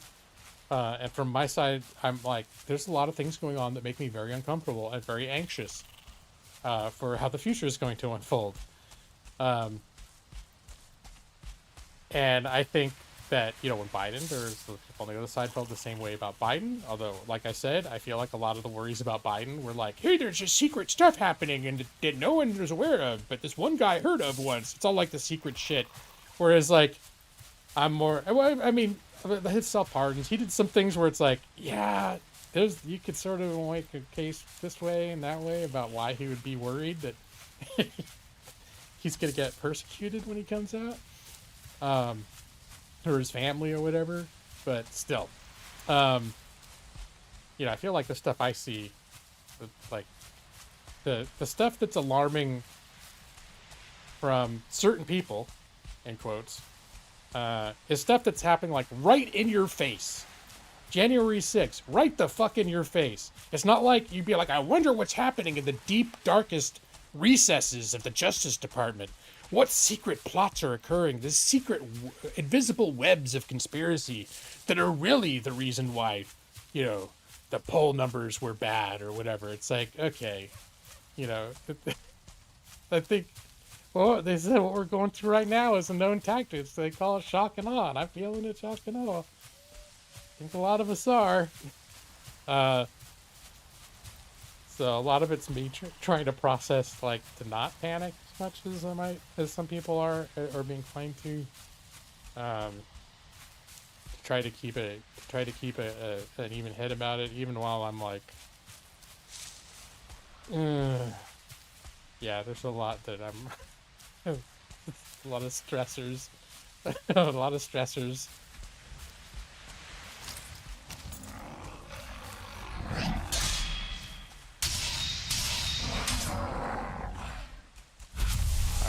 That was just a big baddie that needed to go away. So, but see, this is exactly the sort of thing where I'm like, yeah, I don't usually like talking about this stuff on my channel. Where I was like, hey, I could go on my other channel and try to have like a reasonable discussion. But I just know, like, even among people in my own life that have other viewpoints, you just can't carry, at least I feel like I haven't really been in a discussion with someone that's lasted very long before it started to escalate. Like, people start getting heated about it. And it's not necessarily because one person is going, oh, I think the problem is you're a dumb shit face or whatever. It's just more like everyone's got their buttons about this stuff now, and once you start getting more and more into like the discussions, I think we've all been programmed by our respective whatever media and everything else to have these like triggers now. So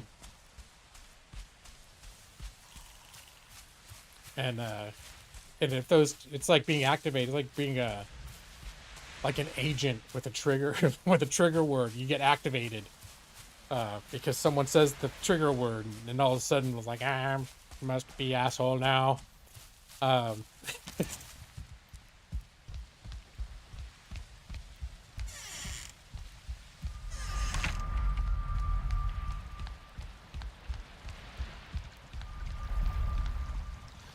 Alright.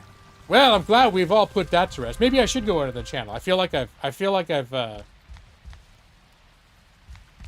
what I've said, everyone from all paths will be like, you know what, that's reasonable. Especially Brad. You'll dunk on Charles Schumer on Blue Sky? Yes, and you probably shouldn't. Good old Chuck.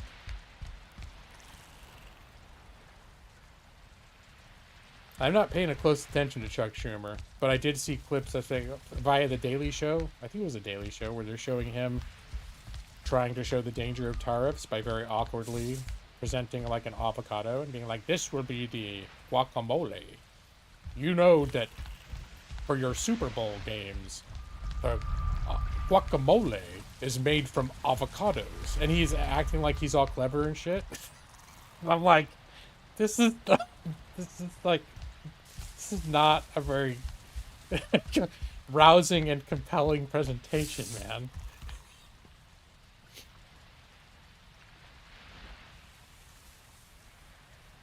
Not saying, well, he's not even saying anything that's like, yeah, we know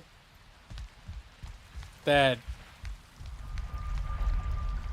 I think everyone at this point knows that tariffs will cause prices to go up. Just some people like it's worth it for the long game, and some people are like this is bullshit. It's not helping anything.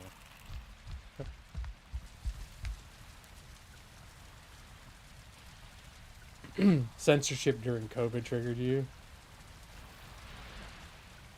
Zuck is acting like he had no choice.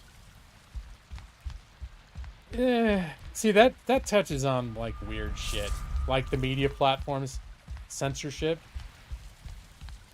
and fact checking and all that stuff. And because I think part of it is just like when they were doing that, part of it's just like liability, right? Like how much are you liable for as a platform owner?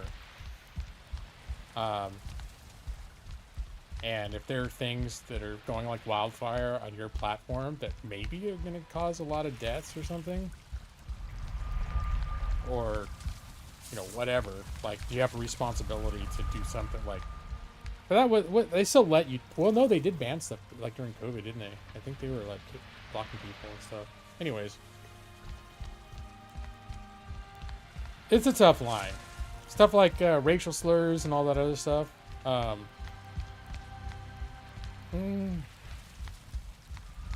can see, and they're letting all that back on now, right? I don't like that. I'm okay with a privately owned platform being like, no, we don't need to hear the N-word on here. You can go. You can say it, you know, walk up and down the street and say it. You see what happens, but you can say it.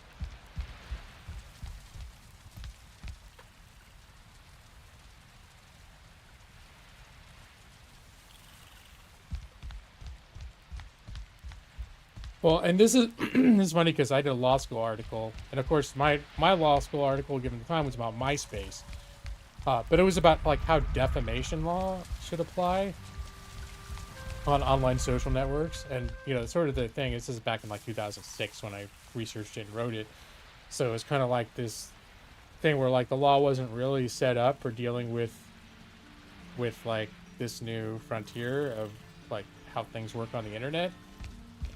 In terms of like, oh, well, they republished a defamatory statement. So, but like what's considered republishing? And everything was ill-defined. So if you own Facebook and someone's posting a bunch of shit on there and it's your platform that's like publishing it, are you responsible? And then they kept coming up with rules like, well, if you don't try to moderate it at all, then you're not responsible. But if you try to moderate it at all, but you do a bad job, then you can be sued. Like there are all these kind of weird things. Like it was a real like weird and shaky environment in terms of what is your liability on the internet when you own one of these platforms, and how much responsibility do you have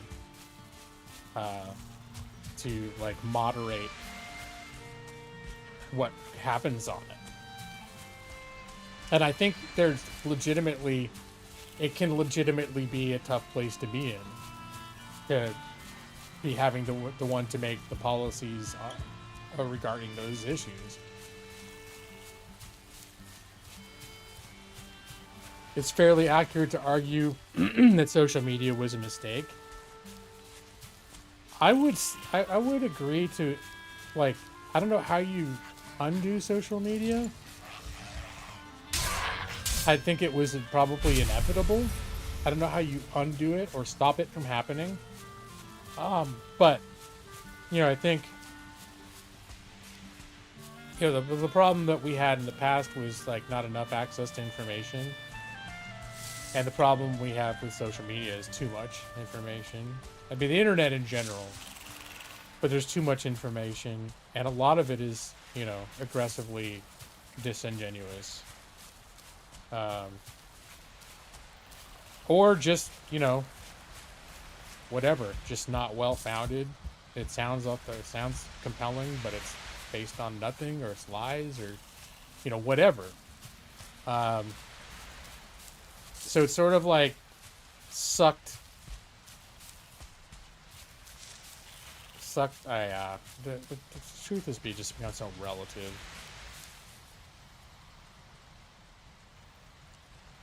Oh yeah, I know my characters. Well, he's not hungry. He's just malnourished. There's a difference because you don't starve in this game. But yeah, literally, if I got invaded right now, I'd be fucked. Which last time I got invaded, I was running around just like this, and then I'm like, oh shit, oh shit, oh shit. Like I'll be one-shotted by anything.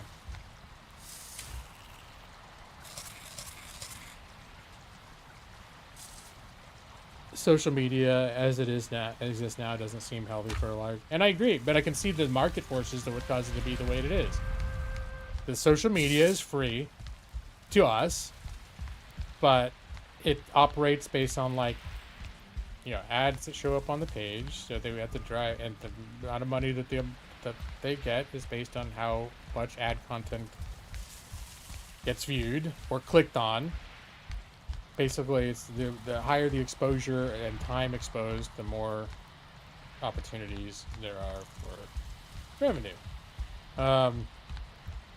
And so then they come up with these algorithms that have discovered, you know, that are like, hey, we've figured out that if we see these patterns, these viewing patterns of these kinds of things, and we feed them these kinds of things, then we will maximize the amount of time that they're exposed to these ads.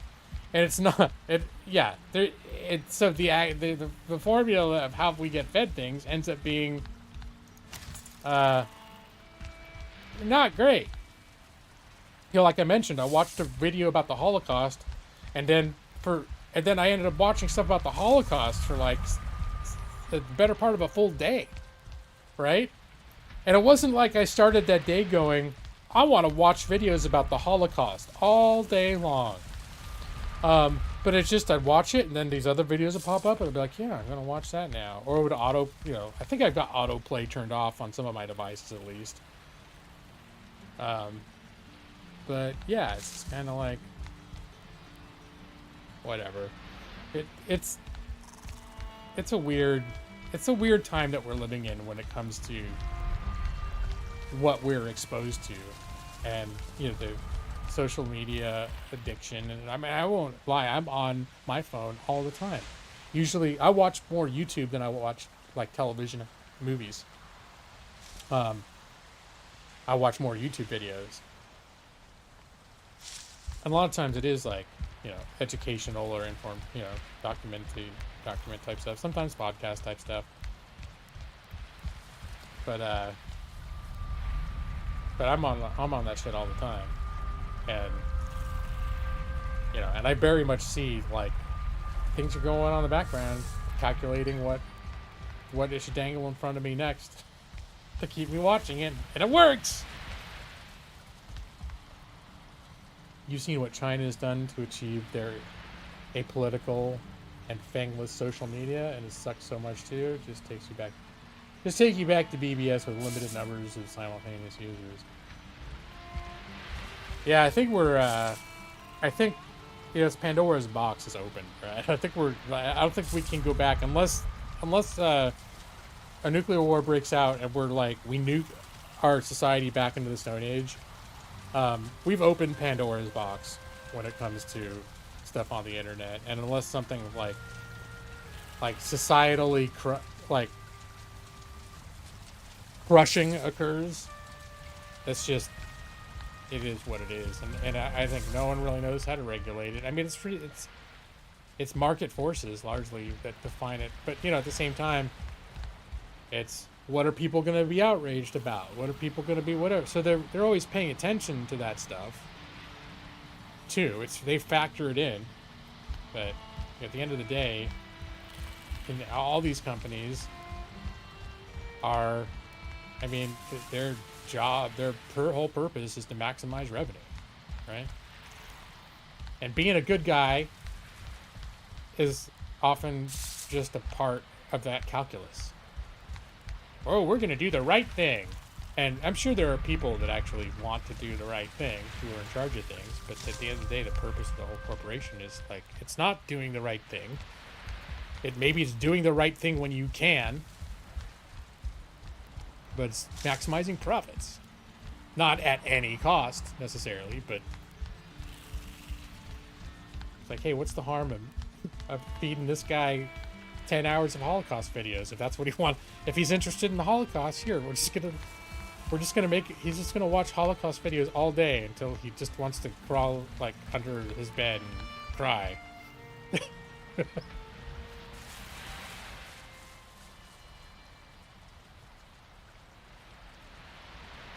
You remember being so enthusiastic about the internet and easy spread information? You were a rube, a sucker.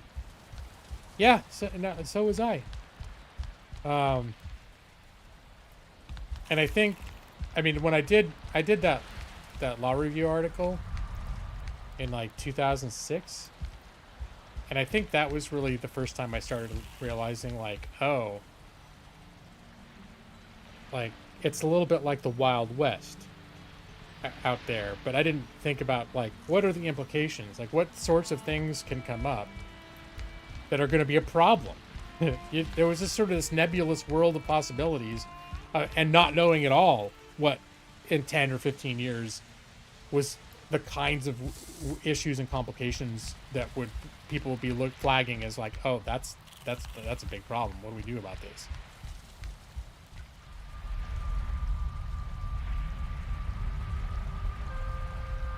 We were naive of how bad people would use technology. Yeah, I think that was a shock to me. But I remember before it was like chain emails were a thing. Like before people were super on chain emails, those were fun, right? There'd be some bullshit story to get people riled up. And then it would just like make the rounds. People being like copying and pasting this email and sending it to like everyone on their contacts list. The social media basically just super streamlined that sort of thing. But yeah, definitely the bad actors can work on a much larger scale. So I remember just thinking like social media has just become a super like streamlined way of doing chain emails. Even the ones that seem innocuous still piss me off. Like they still feel like predatory. I don't really get them and stuff. But it's like, hey, look at this poor child that's dying of cancer. Please copy and paste this message. If you want this child, if you care about this child, copy and paste this message. Don't, and they'll be like, copy and paste it. Don't, whatever. Don't just repost it. Copy and paste it as a new message. I'm always like, what's the point of that? I mean, and it'd be stuff where it's like, you know, they're just making that shit up.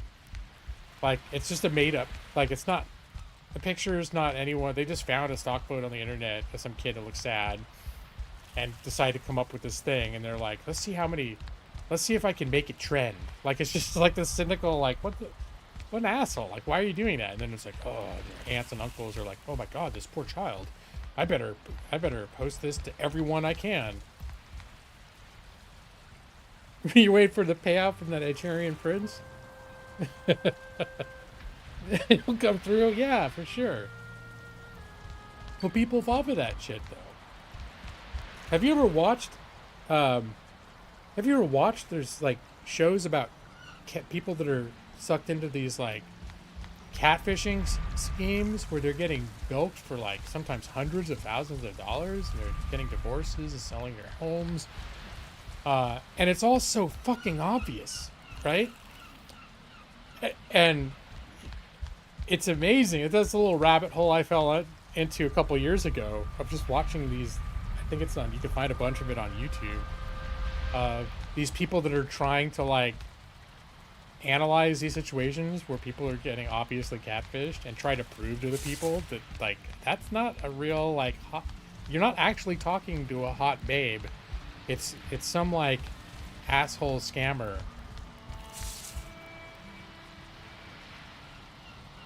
And even when they're presented with like the investigators find exactly like who's sending the messages, what they're doing. They have like 100% proof, and they show it to them. And it's like, I still think that Natalia is real. I'm sorry.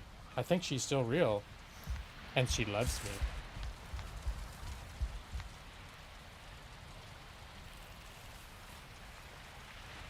I know, yeah, how many victims you dealt with at your previous employer who thought it was wise to buy tens of thousands in iTunes cards and send to some scammer. I know people who've fallen for that, especially like older people. I know someone who's, you know, senior, and they got a phone call from someone saying that they were, this is a funny thing. They said that they were her grandson, and they'd been like captured in a jail in Mexico or some shit. But like, and this lady didn't even have a grandson, but she felt so bad for what was going on that she like wanted to help. So, and I don't know how much, I want to say that she got down like a few $100 in the hole. It's not like they cleaned her out or anything. And then somehow she figured out, or someone like her actual kids told her like, hey, no, mom, that's like, none of that, that's not real. And she's like, oh shit, I got scammed.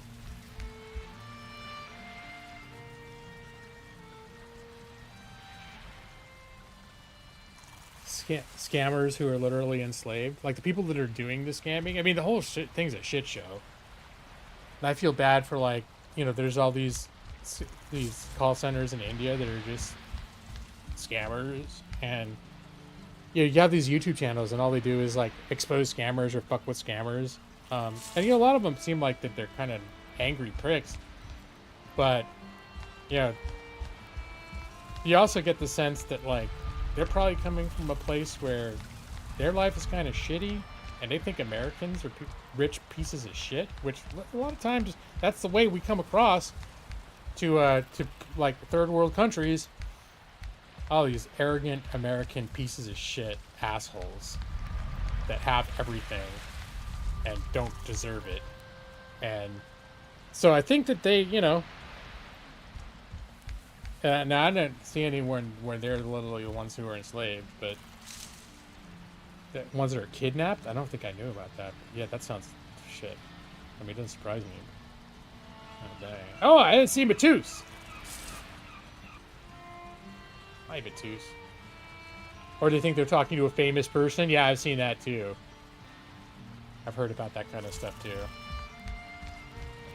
I feel bad because I actually, okay, this is probably horrible for me to admit, but I did pose as Johnny Depp once. Back in like, this is like back in like 2002, 2000, this was when I was still single, before I met Amanda. And I don't know, I was in a weird headspace at the time. I was in a weird mood, and I was on like, I think it was like on like Yahoo Personals or something. That's where I actually met Amanda, was through Yahoo Personals. So I actually met people through there. Obviously, I met my wife through Yahoo Personals. But there was someone on Yahoo Personals, and their ad was just like a random plea, like, I know you probably, there's no chance you'll ever see this, but Johnny Depp, if you ever hear on Yahoo Personals and you see my thing, I'm your biggest fan, and I would love to just get a message from you. It would make me so happy. And I feel like a dick, but I didn't fuck with her, but I wrote her and pretended to be Johnny Depp, but just was like, hey, someone that I know found your message and told me that, you know, that you left it, and I thought it was real nice. And I said, I'm busy overseas. I'm very busy. I can't start an online friendship or anything, but I just want to let you know, hey, I'm Johnny Depp, and have a nice day. And I think, you know, now I think about it, like, I'm spinning it now like it was like, maybe it wasn't a horrible thing that I did. I don't know how she ever might have found out, because she seemed like totally cool with the fact that like I wasn't gonna keep writing her, that like it was this one-time message that she got. Johnny Depp just glanced at her once, and she's getting this one-time message from Johnny Depp and never gonna hear from him again. And that's how I framed it. And she seemed like ecstatic, and then I never heard from her again. Maybe she figured out it wasn't Johnny Depp, but still. Then sent her a dick pic, Maxie. I was promised a job in Norway, but ended up in Valheim. Yeah, I'm not condoning the fact that I pretended to be Johnny Depp. And I definitely wasn't using it to like do this long-lasting charade. I think I saw it and I was just like, I wonder how like how much her head would explode if she thought Johnny Depp actually just acknowledged her ad that she put on Yahoo Personals. I mean, she put it on there, like she thought maybe there was some chance in hell Johnny Depp would end up seeing it. Well, I was pretending to be a Johnny Depp, right? Like responding to her personal ad, but it was like, I wasn't trying to hook up, I wasn't trying to get anything, I wasn't trying to be like, you know, whatever. And I wasn't gonna be like an ongoing troll campaign or anything to like, haha, you fucking idiot, or whatever. It was just like literally, like, I'm just gonna, for 1 second, make this person think that Johnny Depp took his one spare moment he'll ever have for her to acknowledge her and then move on. How I not got the fader yet? Well, because this is what I've been doing. This is another part of how my streams work. It's another part of me not being a very good gamer. Well, I focus a lot more when I'm playing in private. But I've mostly just been running around in circles like this for the last couple hours. I started going into a dungeon. You know, one of my most famous streams ever, back when my channel was a little more, actually I got 15 people watching right now. That's unusual. That's a lot of people for my streams. Usually I'm 5 to 10. It's the same 5 to 10. But that's fine. I have no aversion to people wanting to be here,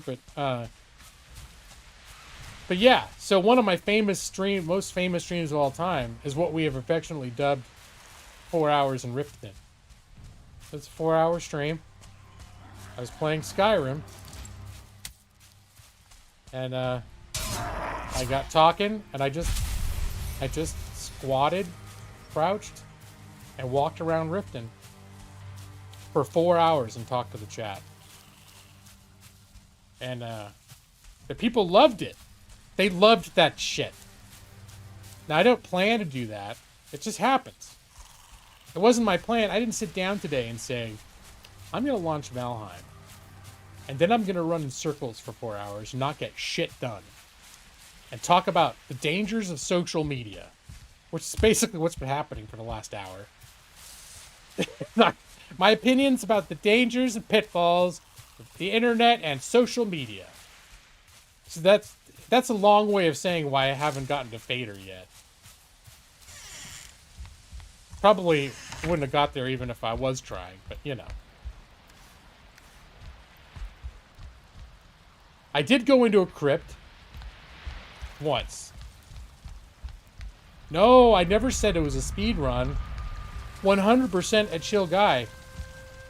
I'm starting to think you're not paying very close attention to things I'm saying. Earlier, you thought I was some sort of elite player.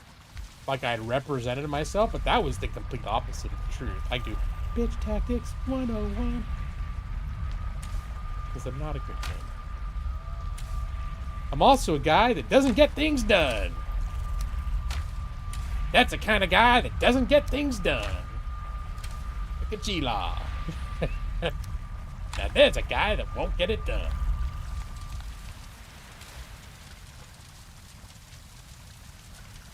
Oh no! Not backing out. Show me the receipts, bro. Where are your receipts, bro? When did I say it? See, I can say the word bro too. Although coming out of a 50, I was gonna say 52. Not yet. And I'm practically just rushing towards the grave. Still 51. When a 51-year-old man says bro, there's just something very uncool about it. The only thing G-Law speedruns is trips to the toilet. Yeah, especially because Thursdays are Taco Bell night. Alright. It's true, though. I did have Taco Bell. And for those who were here during the first half hour of my stream, I did have a rather urgent... Usually I'll often go whole streams without going to the bathroom. But if I do, usually it's like hours in. Usually it's not like 25 minutes into the stream. back me up, Giant. G-Law said he's a pro speedrunner and challenged you to a fader run. No. I mean, there are people that might back you up. But doesn't mean it's true. These people will say anything. They'll say anything for the lulz or not. Oh no, Maxie agrees 100%.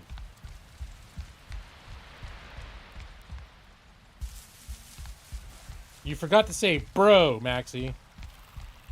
So you can be cool like I was. Oh my god, everyone's getting on board. Alright. Alright. I'm gonna get elite now. Hold on. Going to bed. That's the first thing you do when a speed runs. You get a good night's sleep. Bruh. I'm not sure what a fader is either. I think it's like the 2 bosses up from where I am. The fact that I've been building up, I've been slowly building up to fighting Bone Mass for the last 4 days in my private gaming time should be some clue. Let's see, I think we're gonna have some of this, some of this. Alright, anything need to be fixed? Maybe a little bit of repairsies. Alright. Speed running elite time.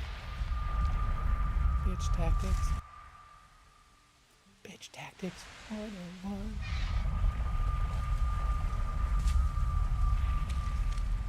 Someone from Indiana drives to Michigan to score weed. The fader run. I hadn't heard the term fader first for like someone that smokes weed for a long time.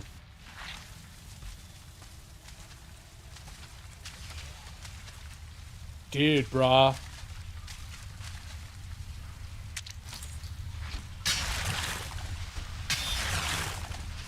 Alright. Of course, in the middle, in order to speed run properly, I'm going to have to make sure to collect all of these resources, because you need resources to speed run. It just makes sense. Alright. Look how fast I'm going. Impressed yet, 100% chill guy?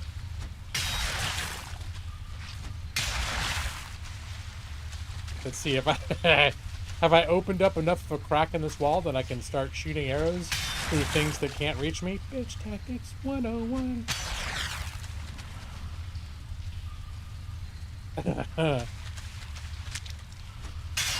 Oh, there's nothing in there. Okay. See? Should have busted through that wall. I was all ready for all the danger. Turns out there was just a piece of amber in there. Somebody questioned my elite skills, Maxie. You know I can't just let that slide. And my speedrunning abilities. And then you contributed to it. Ollie jumped on it too. Anyone else do it too? And I'm looking. She just said, I agree. That's enough. And then, Batu said, I don't know what the fader run is. He's a gaming lawyer. It must mean that he must be lying. Oh. Because I'm a lawyer and lawyers tell lies. Wah, wah.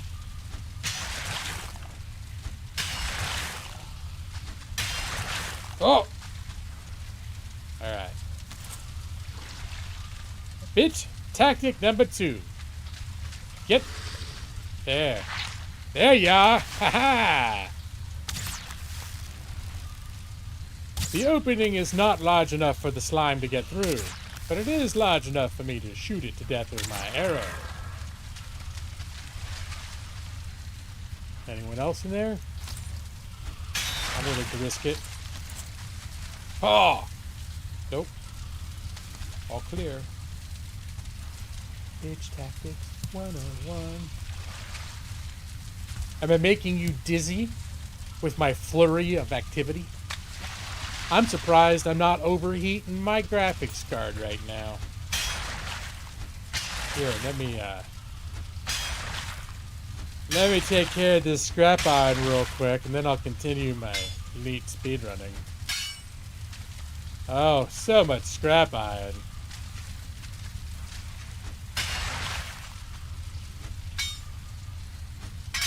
Gotta make sure to get all the nooks and crannies out. Just like flossing, boys and girls.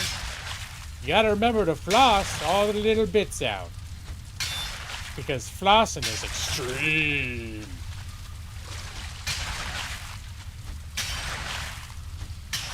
When you're living on the edge, remember to floss.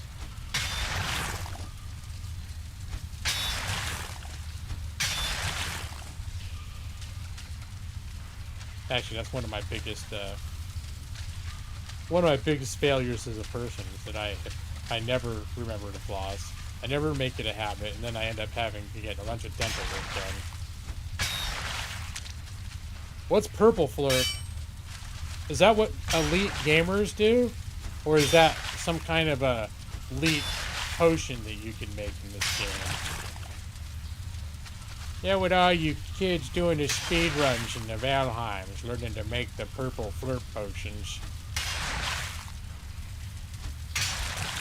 Jimmy Neutron, elite gamer.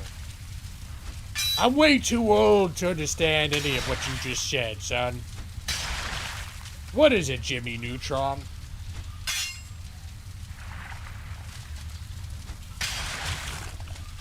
I mean, I think I literally have seen I've seen the name and the title, like the cover art for Jimmy Neutron, but beyond that.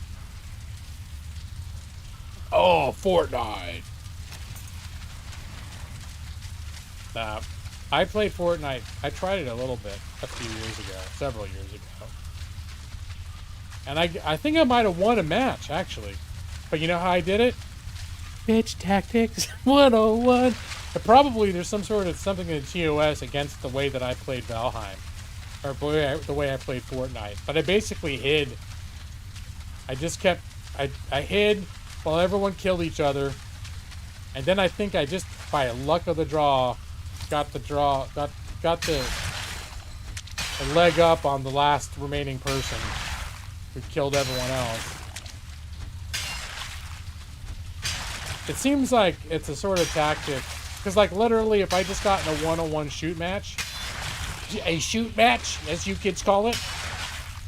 You know when you kids are having your shoot matches? If I just got in a one-on-one shoot match with almost anyone in that game, I would have lost.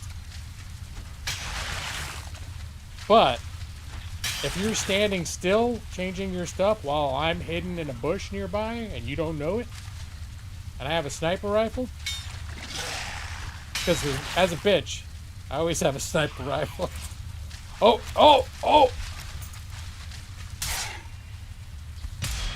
I didn't realize I opened up that little slot too much. Alright, let's get in here. Anyone need kit? Okay. Gotta make sure there's no spawner. Bitch Tactics 101. I mean, going back, I did, like, the only time I ever really did shooters, like competitive shooters, that I was really into it was, like back in the 2004, 2005, I liked to play, Battlefield. Which one? Is it Battlefield 19... What was the first Battlefield 2, right? It was the first modern Battlefield game. The first one was Battlefield 1943, which I like a lot. And then there was Battlefield 2, which was like modern and big, giant open maps. And I like that because if you get a big map and it's got bushes and shit, I'd just be parked up way up on some hill somewhere, barely noticeable, with my sniper rifle just laying there the whole match. Just looking for someone to wander my way. And, but if I actually got a one-on-one shooty fight with someone, no.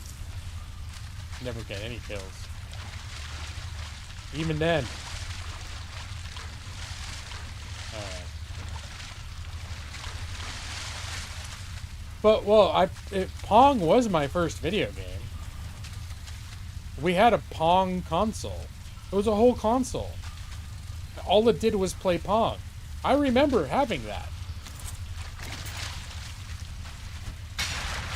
I don't think you could classify Pong as a first-person shooter by any definition.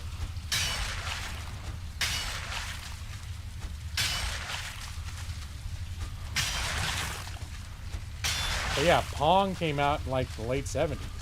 Mid to late 70s. We had that shit. It blew up our minds. It's like, I could move this little dial and this thing on my TV. The TV where I watch Incredible Hulk and Star Trek. I can make something on that go up and down? Holy shit. Your first was the tank game that came with the Atari 2600? No, there were no first-person games until like the 90s. No, I take it back. There were some like games that gave like dungeon crawlers, like the Ultimate games. When you went into a dungeon, and it was very crude, but it was like it was a first-person perspective. It was not smoothly animated. It was just like a grid-based square-by-square move type of thing. The original Wizardry game. Yeah, Wizardry and whatnot. Which I need to get back to, Brad. That was your holiday gift for me for the year. And I played the hell out of it for a couple of days. And I kind of burned on it, but there's some part of me that's like, I need to get back to that. Because there was something real grindy about that, but also there was something real kind of chill about it too. Did I get everything in there already? I think I might have cleaned this one out. But my first real gaming console was the Intellivision by Mattel. Mattel Electronics presents B-17 Bomber. Because we also got IntelliVoice when they added it. It was the first games with voice. You get special cartridges, you plug it into IntelliVoice. And there was one called B-17 Bomber. And it was a synthesized voice, but you could sort of tell what it was saying. Mind-blowing. Yeah, their controllers were very weird. But, you know, there you get so many buttons on those controllers. They look like little telephones. If you slide the card in. I mean, in retrospect, the buttons were hard to press. And then, like, there were the buttons on the side that were little, like, rubber, but they had like, sharp edges. So you get blisters so bad. Yeah, there was some, but then they had the big discs at the bottom, which I think were on the right court. Oh, here's more.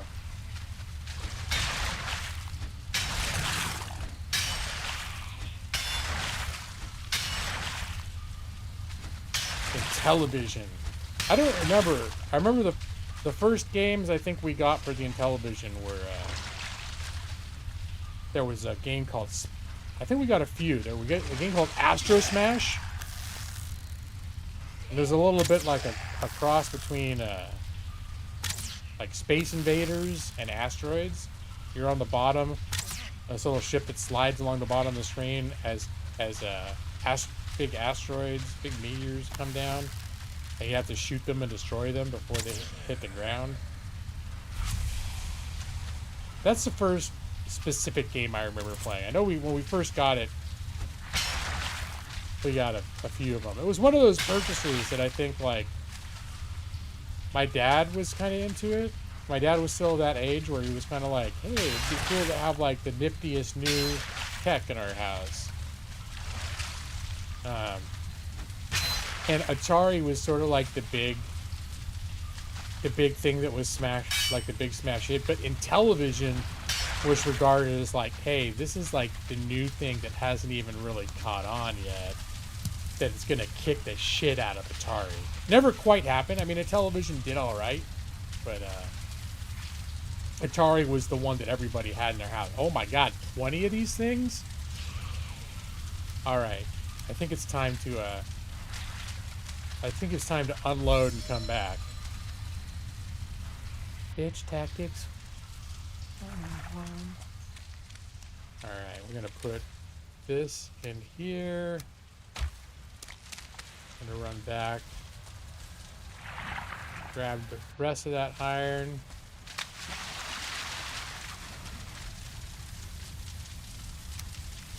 Yeah, see how fast. Well, I'm not done yet. But my inventory's folded up. So you know I've got to run back.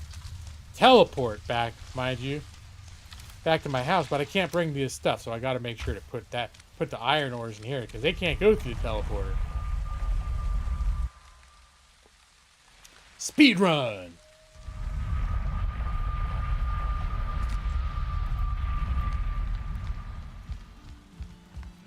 Alright.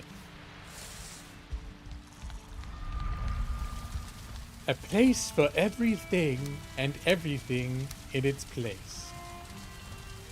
And then I put these in here. It all makes sense to me. This is where my treasures go. This is where my weird monster bits go. You know, entrails and blobs and goop and whatnot. This is where my animal bits go. Hides and leathers and feathers. I used to put bones in here, but I got too many, so they got their own chest. Got the iron heads going in here. Oh, speaking of the bone chest, there it is.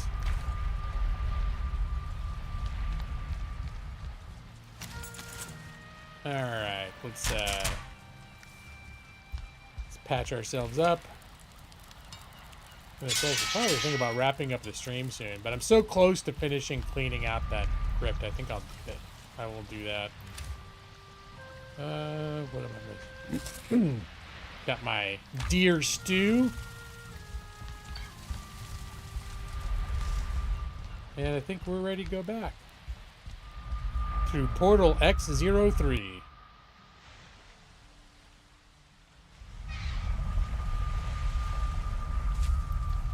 And quick as a flash, lickety split in elite speedrun style, I'm back. I'm back to finish what I started. Oh. It's a little known tactic that you should shoot the ore first with an arrow to soften it up. Increases the mining speed by 15%. Little known fact. I didn't just hit the wrong button.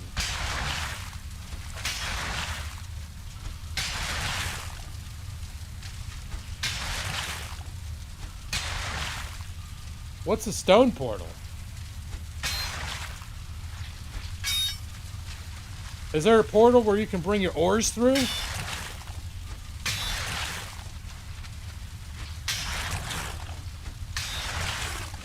Alright. Bitch tactics. I saw the guy. This is how we do it, baby. Too small for him to go through, but not too small for my arrow. Bitch tactics 101. There you go, guy. Try and get me. Stare at me with your mean face. And probably there's more respawning in there. Time to make my move. Speedrunners. Okay, that's not working. Ow!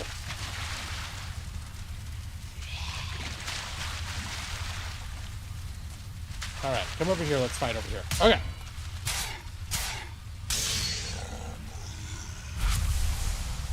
Yep. Wait, why am I out of jerky again? Okay. Yeah. Take all of that.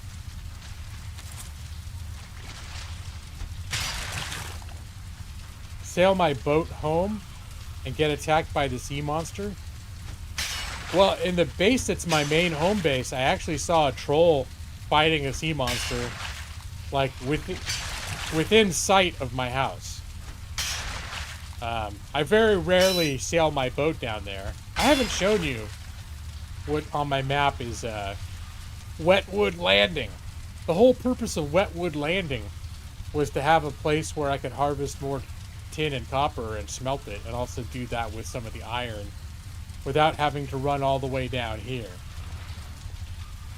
to Forest Home, which has sort of become my primary home. Sea Monster was right here.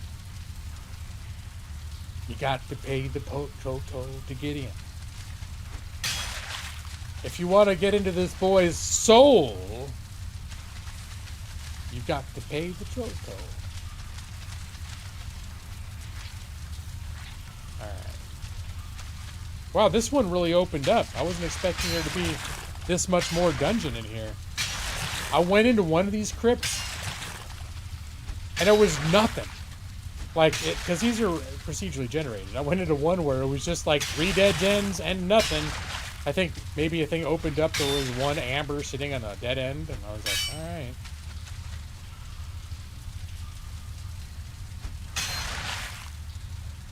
No, not hole. Soul! Soul!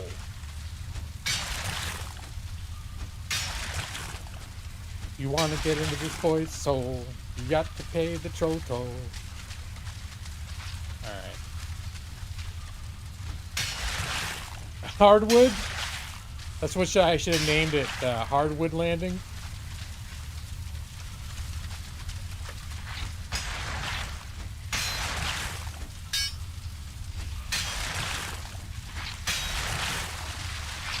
Brad and I are having a little exchange about Always Sunny in Philadelphia. I just assume, since I've watched so much Always Sunny, that everyone knows when I'm making an Always Sunny reference. But probably there are people that have no idea what that reference was.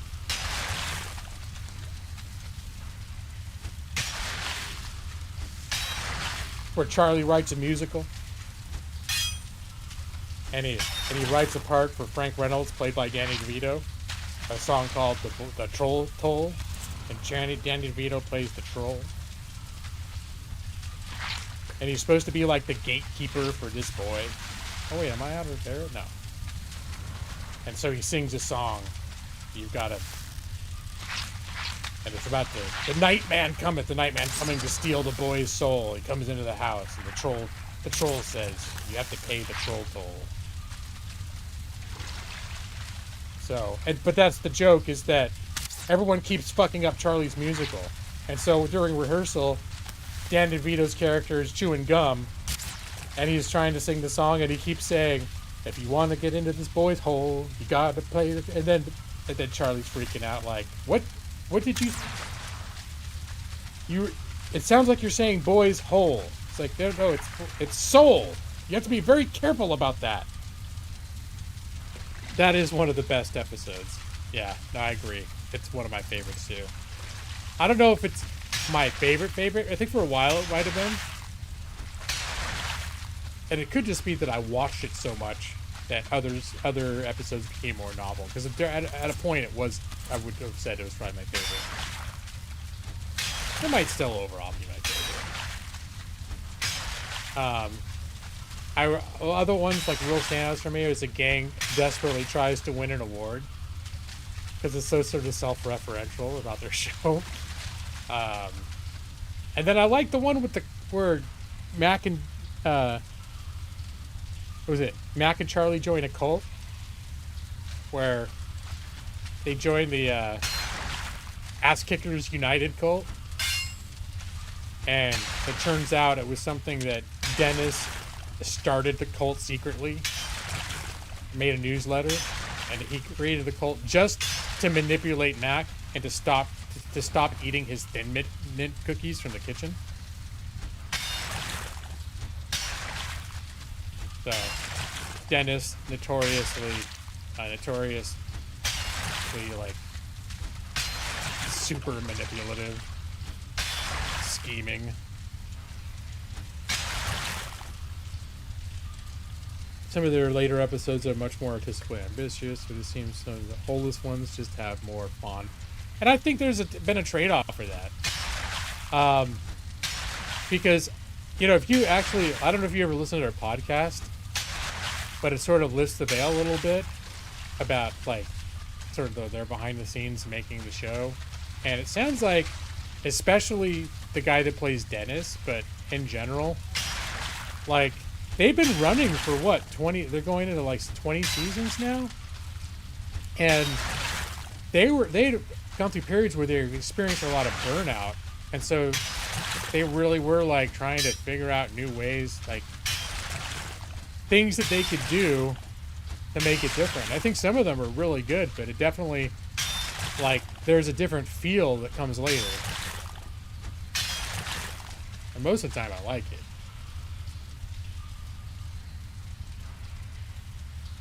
Are you talking about my malicious intent and speed? Am I finally impressing you? Am I almost full? 450 pounds. All right, time to drop off. Time to unload.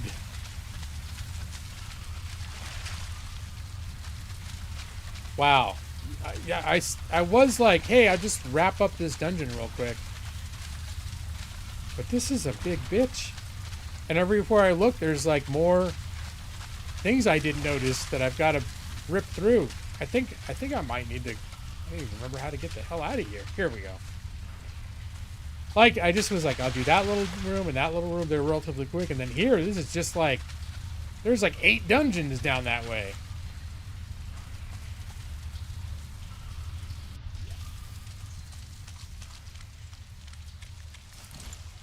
All right, let's stacks. And I did see a... Nah, we should be fine. I was like, I saw slime down there, and I'm a little worried that the slime might destroy my portal while I'm gone. But I don't think slimes aggressively, seek out your stuff to destroy them. I think that's more what intelligent creatures do. So, I'm not going to sweat it. Just waiting for what... You know what? I bet those carrots they're definitely ready. I mean, when I went before, they were like half in the middle of becoming ripe, like ready to harvest. And I was like, I should come back tomorrow. And then I totally forgot. All that time I spent walking around the exterior of my building, I could have been harvesting those carrots. All right, we'll put everything away, and then I'm probably gonna go to my thanks for watching stream, where I'll hang out for a minute or two. We'll have a post-mortem. Then I'll sing y'all a lullaby and go to sleep. There's like, I don't know what's going on, but there's more than 20 people watching right now. So, that's like 2017 numbers. They're like, hey, look at this guy. This guy's got like 2,000 subscribers. He must be used to having 20 people in here all the time. Not since 2017, when I got all those subscribers. I think it's gone downhill since then. But something about Valheim is, I guess people are hungry. They're thirsty for the Valheim. Like, I was wondering about this. 100% a chill guy. Have you been here before in my stream, or you just randomly find me tonight because YouTube is like, hey, a chill guy likes Valheim, and here's this rando streamer playing Valheim. We'll just put this in front of a chill dude and see what happens.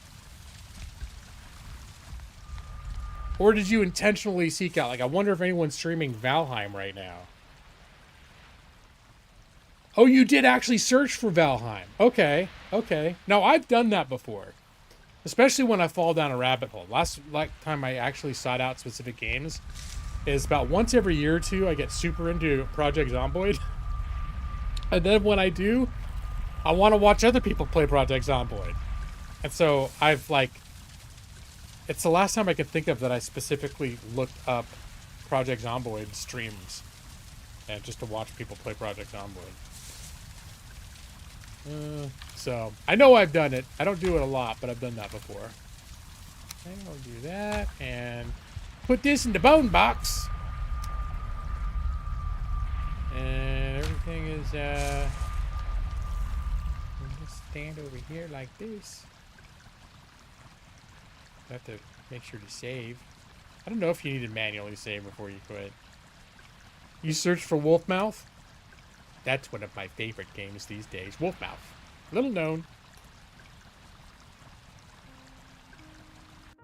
There we go. There we go. Well, thank you, ladies and gentlemen, for being here tonight. Gee golly, it sure is nice to have you all. Thank you, 100% a chill guy. Oh yeah, how's that going, Brad? Brad got one of those like speech boxes for their dog, where the dog can presumably learn to push the button to correspond with things that they want to communicate, which I think is a cool concept. Does your dog figure out to push the button when they want to play Wolfmouth? They're not progressing quickly, but it's still early days. Yeah, for those who don't know what Wolfmouth is, it's a special game. Brad and I both got puppies at the same time, roughly. And it's a game that both of us have learned to enjoy playing with our puppies.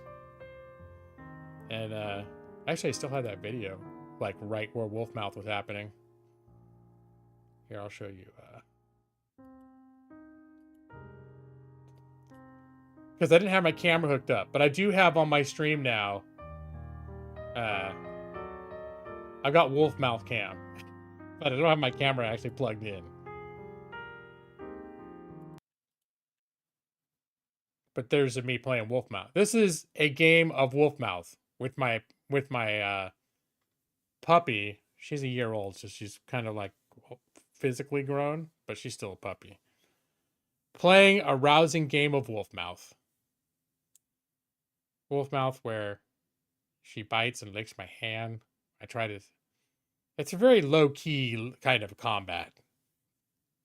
But look at her big jaws. Wolfmouth, 0 deaths.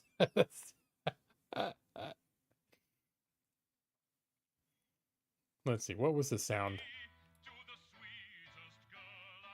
It's got I keep muting it because the only thing on here, I'm not near my mic, so the only thing you hear is the game music in the background. Is it the Tipperary song? It is, in fact, a long, long way. I'm going to turn that down. I was playing U-Boat for the last 2 weeks. It's a German sub game, and you have to play the radio to keep morale up for your troops. And a radio consists of basically four songs that play over and over again.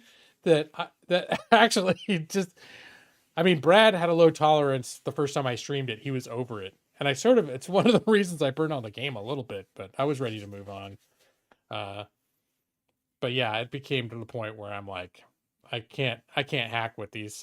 I can't hack with these themes. They have four songs over and over. But for some reason, long, long way to Tipperary or whatever it's called. That one is like a little more, like it wears out a little faster than the other ones. She is a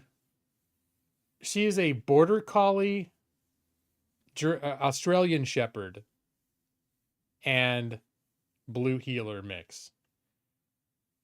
They're basically like the three most neurotic shepherding dogs that you get, but not a German Shepherd. A lot of Shepherd in her, but not German Shepherd. They're all like notoriously smart dogs too. Smart dogs that like to try to figure out how to make other things move and do the things they want them to do. Which means she's basically the boss of the house now.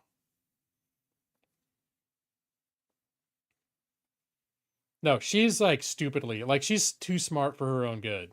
And she's also like has a lot of anxiety problems because I think her little brain finds all sorts of ways to like be anxious about things. So your dog wants to be friends exclusively with border collies? Well, maybe because Millie's been having a real hard time meeting people. Maybe we're going to fly Millie over to China and the dogs can meet. Do they have a kind of like a dog social visit visa for China? That like a temporary visa just for dog visits?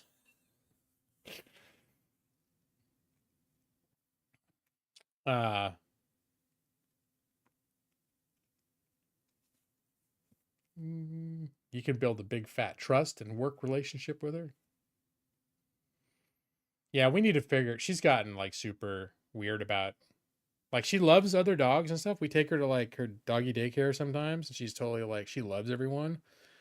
But she's gotten real weird when we take her on walks around our apartment complex. Like it's like a big complex where a lot of people live and a lot of people have dogs. And just over the past year, she's gotten more and more like defensive around other people and dogs. When we're in, I think it's because she also considers the complex her territory now. Like she starts getting very territorial about it to the point where it's like it's hard to walk her. We just have to avoid other people. So we're gonna need to get into some stuff. Hashtag crowdfunding G-Law China trip. G-Law? Yeah. That'd be the big, yeah. That'd be the big thing. We start a GoFundMe. And it'll be just so that we can introduce our dogs. It'll be my big trip with Millie. Where'd she go? I think that was the end of Wolf Mouth. Then later we just had Sleep Mouth. Good old Sleep Mouth. She spends most of her time just laying there watching me or sleeping. Even though sometimes we did get, this was an exceptionally good sequence of Wolf Mouth though. It was all worth it. All worth the price of admission. All right, we're back to it. All right, Millie. And the funny thing is she hasn't been in here. Maybe she knew that I didn't have the camera turned on today. She's like, what's the point of coming in here and putting on a show if there's no one to watch it? Father. That's what she calls me when she's feeling like cold towards me. Father. All right. All right. Well, it is after midnight. Normally I aim to wrap up stream between 11 and 12, but usually I push towards 12. And once it's past 12, I've gone too far. So now I'm just going to segue to this. Now, still over 20 people in here. Wow, thanks guys. Every Thursday night, I stream typically whatever the hell I'm playing that week that I think is good for streaming. That would be a decent stream. So probably next week it'll be something else. Who knows? I play what I want. That's one of the reasons why I probably never exploded, because I have no consistency. But hey, it's all about the company, isn't it? Brad does not like, including Valheim. Brad hates Valheim. Doesn't like most of the games I play, but he's here every week, Brad, because I'm here every Thursday. I've never missed a single one in 10 years. All right. That said, Thursday usually start around 7:30, 8 o'clock Pacific. So if people are glued to the screen and need more of this, you're welcome to come back. Silently spectate. But only on Thursdays. All right, you guys. So now something very special that happens at the end of my stream. Something to help you all relax. First, I'm going to dim the lights. And, just close your eyes. This is a time to unwind. Just because I'm leaving, I don't want to leave you all hanging. I know you're all amped. Evie, calm down.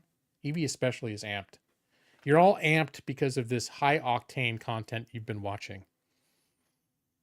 You need to chill out, relax, take a deep breath, and let me sing you this lovely lullaby. Evie, stop it!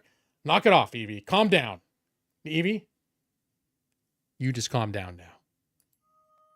Go to sleep and good night. Your eyes are getting so heavy. Go to sleep now. Evie 23, Annalie H, 100% chill guy.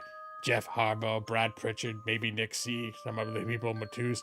I'll be waiting for you in your dreams. And the additional 17 people who are not chatting, good night to you too. I'll be waiting for all of you in your dreams. In a totally non-frightening way. Wonder if Joss is here. Good night, Joss.